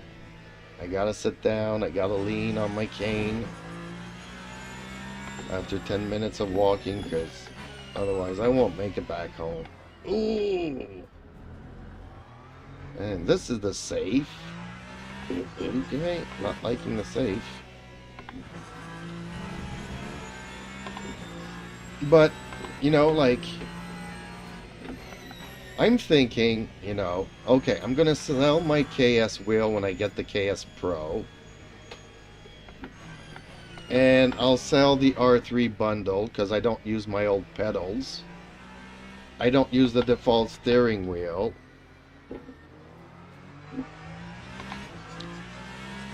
So I'll put an ad on Facebook, try to sell it, recuperate a little bit of monies from it, and put it towards an R9 V3. Or an R9 V4 by the time I get around to thinking about it and doing it.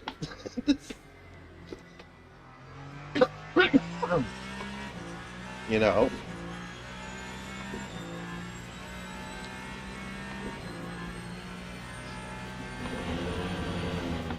But then people are like, nope, just go for the R21 at least.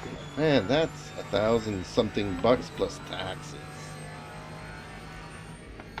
Just to have a better fidelity of all the textures in the game. Ooh, this is the safe setup, and I'm still losing it here. Justin Slim Friesen says, if you're gonna go that route, I would suggest no less than 12 nanometers. Well, it's 150 bucks the difference from an R9 to an R12.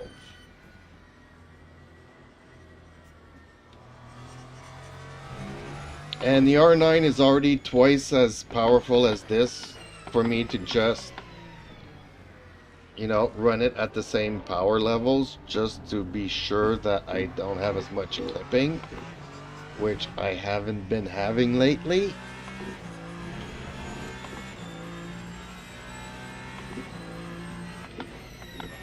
You know, it's the difference between getting it within 2 months than 150 bucks more is pushing it to 4 months, you know. Do I want to keep using the R3 for another 4 months? Or do I want to keep on using it for another 2 months?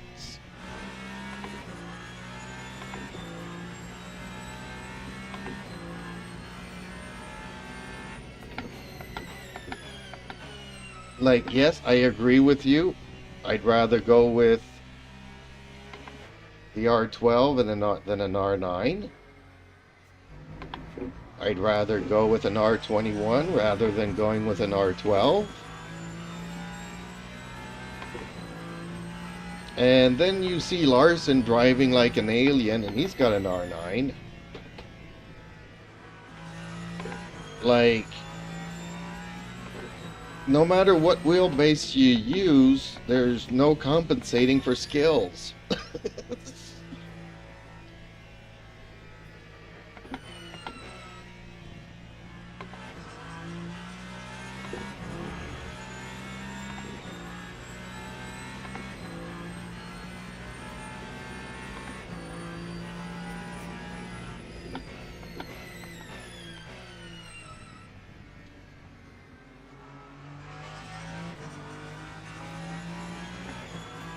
You know, so an R9 is 500 bucks plus tax. The R12 is 650 or 660 plus tax.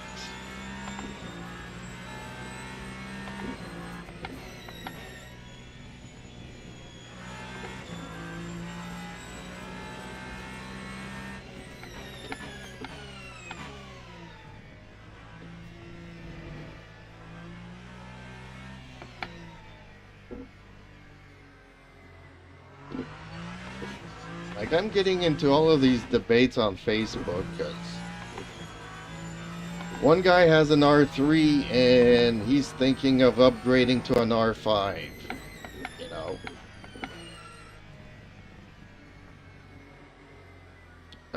I kind of agree that it's not worth it. Justin Slim Friesen says, "Yeah, good gear is good, but talent is far better."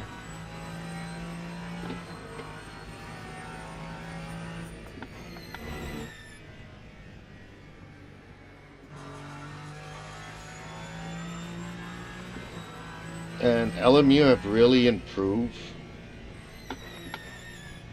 the, well, either LMU or Moza in their latest Pit House update has really improved the clipping, because it almost never happens to me anymore.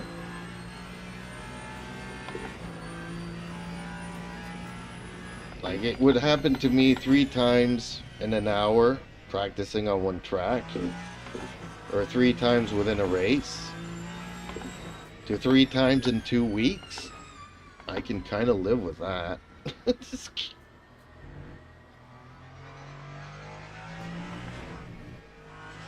just that I'm kind of thinking if I'm getting a new wheel, then I'm selling the KS to try to recoup some funds. I don't really use my old pedals. If I wanted to, though, imagine this, you know, I could DIY stuff,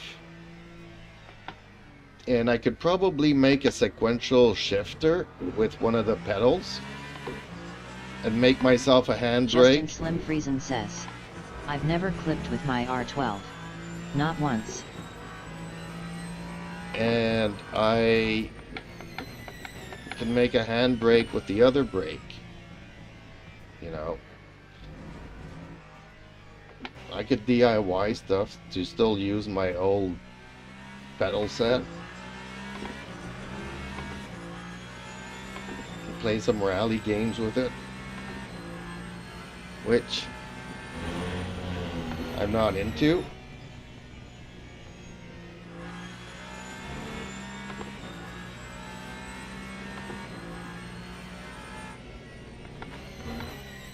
Well, at times I had some really bad clipping.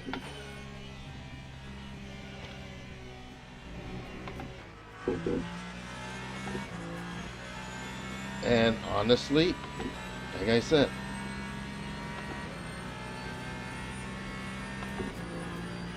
like, clipping doesn't really bother me because it doesn't make me crash or anything.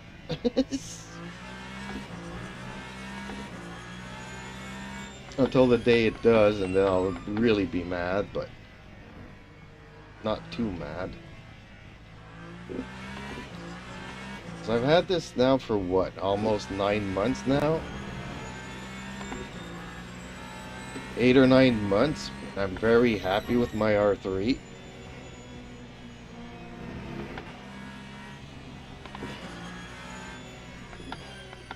I hear people complaining. Like, one guy's like, I'm spending, you know, more time in the pit house trying to set stuff, and I hate the settings. You know, out of 20 races, he has one good one where he felt like the force feedback and his Moza kit was good. He wants to go back to his Logitech 929 or whatever, because he preferred the feeling of that to his Moza wheel. I'm like, dude, why are you spending so much time in the pit house to play Rocket League?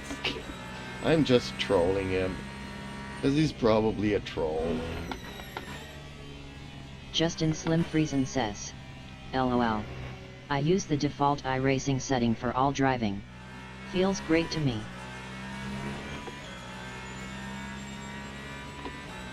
I don't even know what I use anymore. it keeps updating all the time, once a week or once every 2 weeks. My old settings are gone. Stuff like I used to have the inverted force feedback. We've talked about that. And now if I go into the pit house, it's no longer on, enabled, and everything's working fine.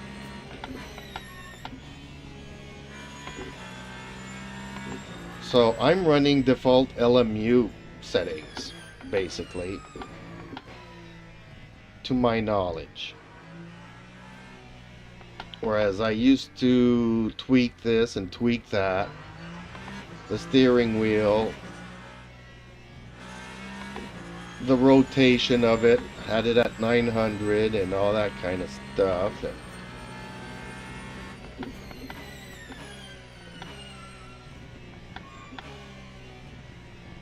But now Moza just changes everything on its own. The only thing that I've noticed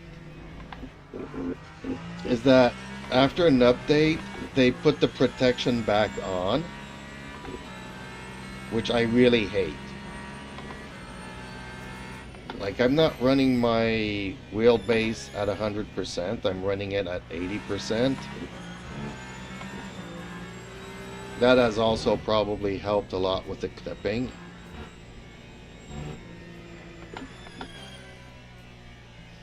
Or maybe it's just a new PC that's also helping a lot with the clipping, who knows. But there's a protection on it that once the motor reaches 60 degrees Celsius, it goes to 50% power. And every time that kicks in, man, is that ever annoying. Justin Slim Friesen says, only difference for me is I turn down the FFB force down more in LMU than iRacing. That's is.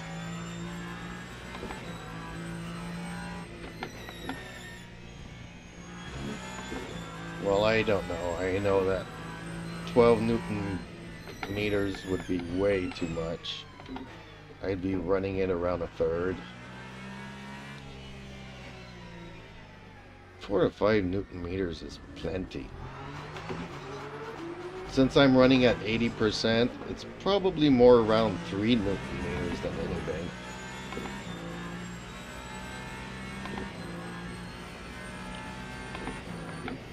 Justin Slim Friesen says, yes. I'm at 50% for LMU. See, that's still 6 Newton meters. That's still twice as strong as what I have here. And I don't know if you remember, but when I used to have the wobbles going next to cars and stuff, I couldn't even hold my steering wheel.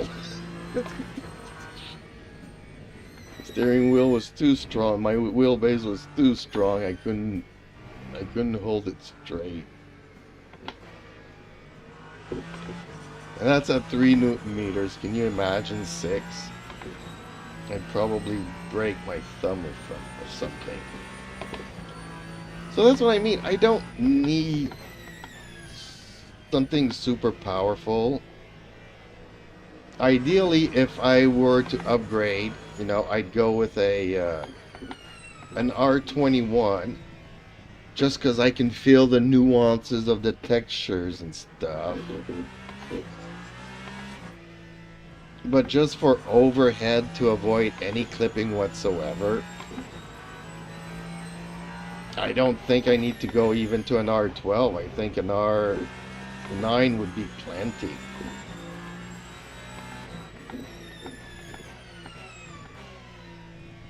And getting it in 2 months instead of 4 months, and saving another $200 that I could put towards another video card, another PC upgrade, another life expense, buying myself a new microwave, you know.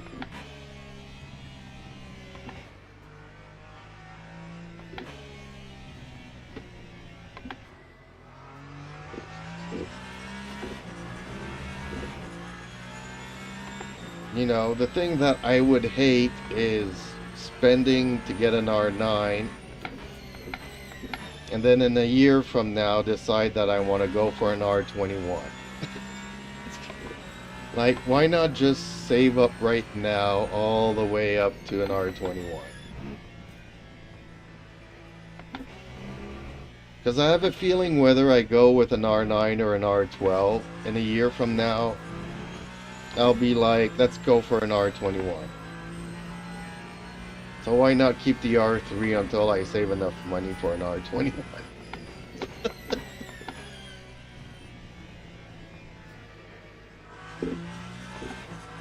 I don't want the... Justin Slim Friesen says, all I know is that guys say running a 21 nanometers base at 3 nanometers will feel better than running a 12 nanometers at 3 nanometers and so on.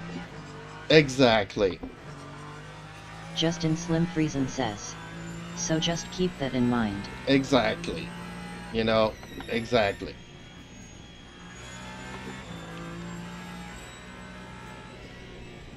So that's why I'm saying, you know, if my goal is just to make sure that I don't have any clipping,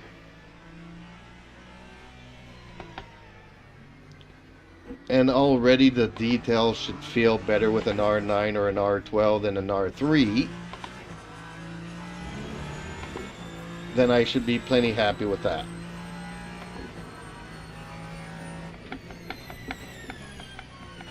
But then, you know, oh no, you gotta have the R21. Then why not stick with the R3 until I save up for an R21? But, you know, I'll be still playing with this for a year while I save up to buy an R21. You know, it's like...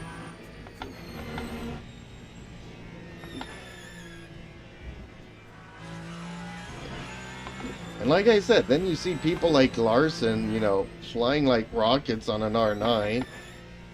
It's like, you know, where's... Justin Slim Friesen says, also, if you're happy with what you got, why upgrade?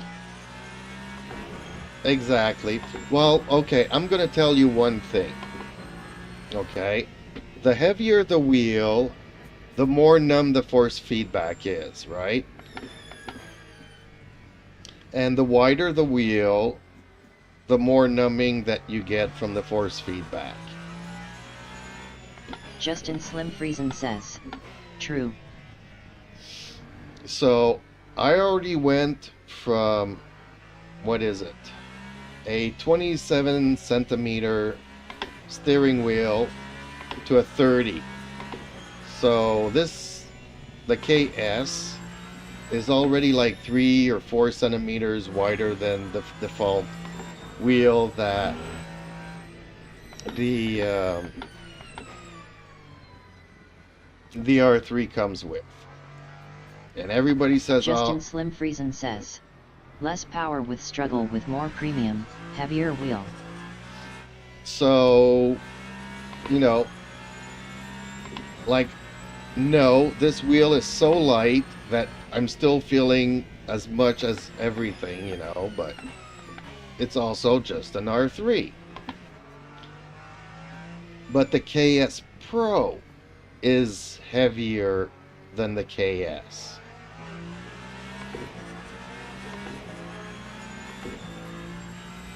By how much, I don't know. I'll find out as soon as it's in stock and I order one.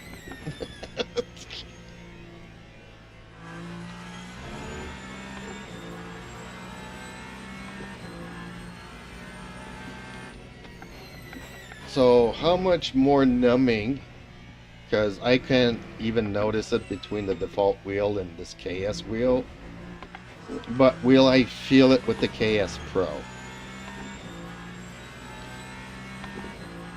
And if that's the case, well, then I'll be looking into the R9.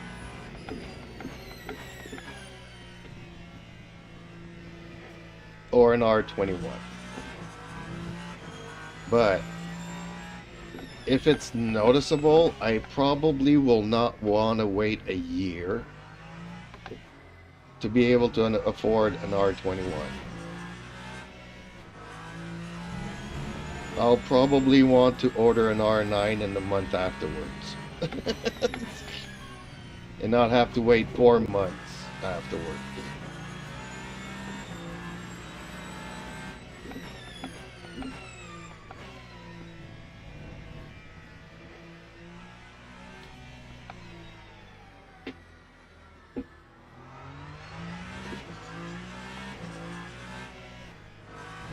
So there's all these little factors that, I've been wondering about. Like, okay, how much is it going to change the way I feel about this game going to a heavier wheel? Because I definitely want the KS Pro.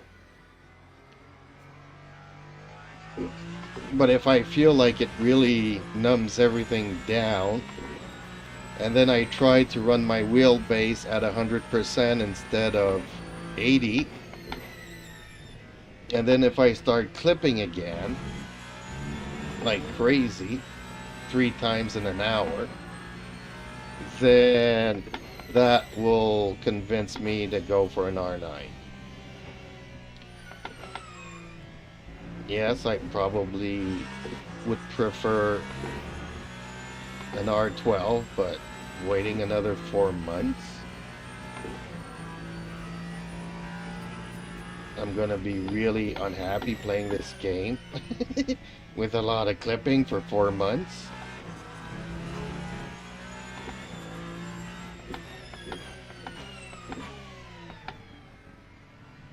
So, yeah, we'll see. I'm just thinking out loud now. We're only gonna really know once the KS Pro comes into stock and I can order it. Which my store says won't be much longer.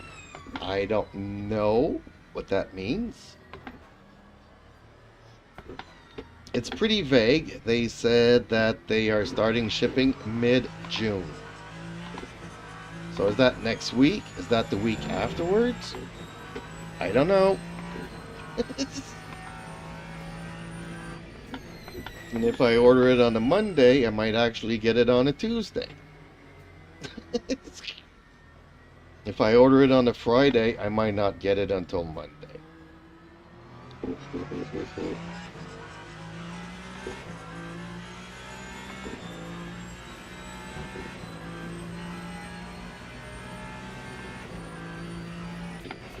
Whoa, dude! Oh, man. He pulled a GT move on me. Okay, I think I'm going to stick to my default layout. I don't like this safe version because I'm still losing it.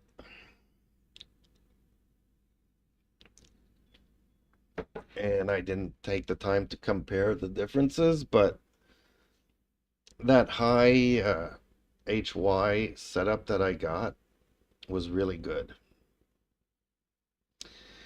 So, okay, Justin, time for me to go for another walk with the cats. Oh, dang, I don't know what I'm doing for supper. Something in rice, probably. So, okay, have yourself a good one, and hopefully you'll tune in for tonight's race. We'll see how that goes. I don't care for the prize. I don't know if you've ever heard of Clutch Bubblegum. That's what the winners are getting tonight.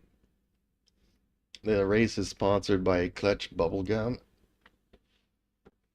It might not seem like much, but still cool that they get sponsors for stuff like this. So, okay. But that's all for now.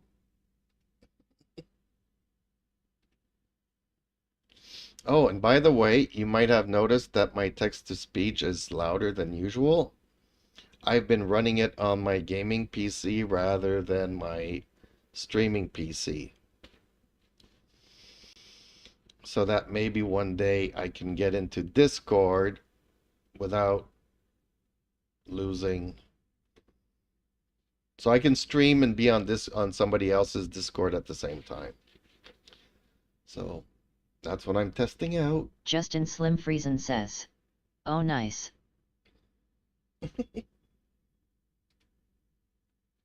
Justin Slim Friesen says. Later. Lighters.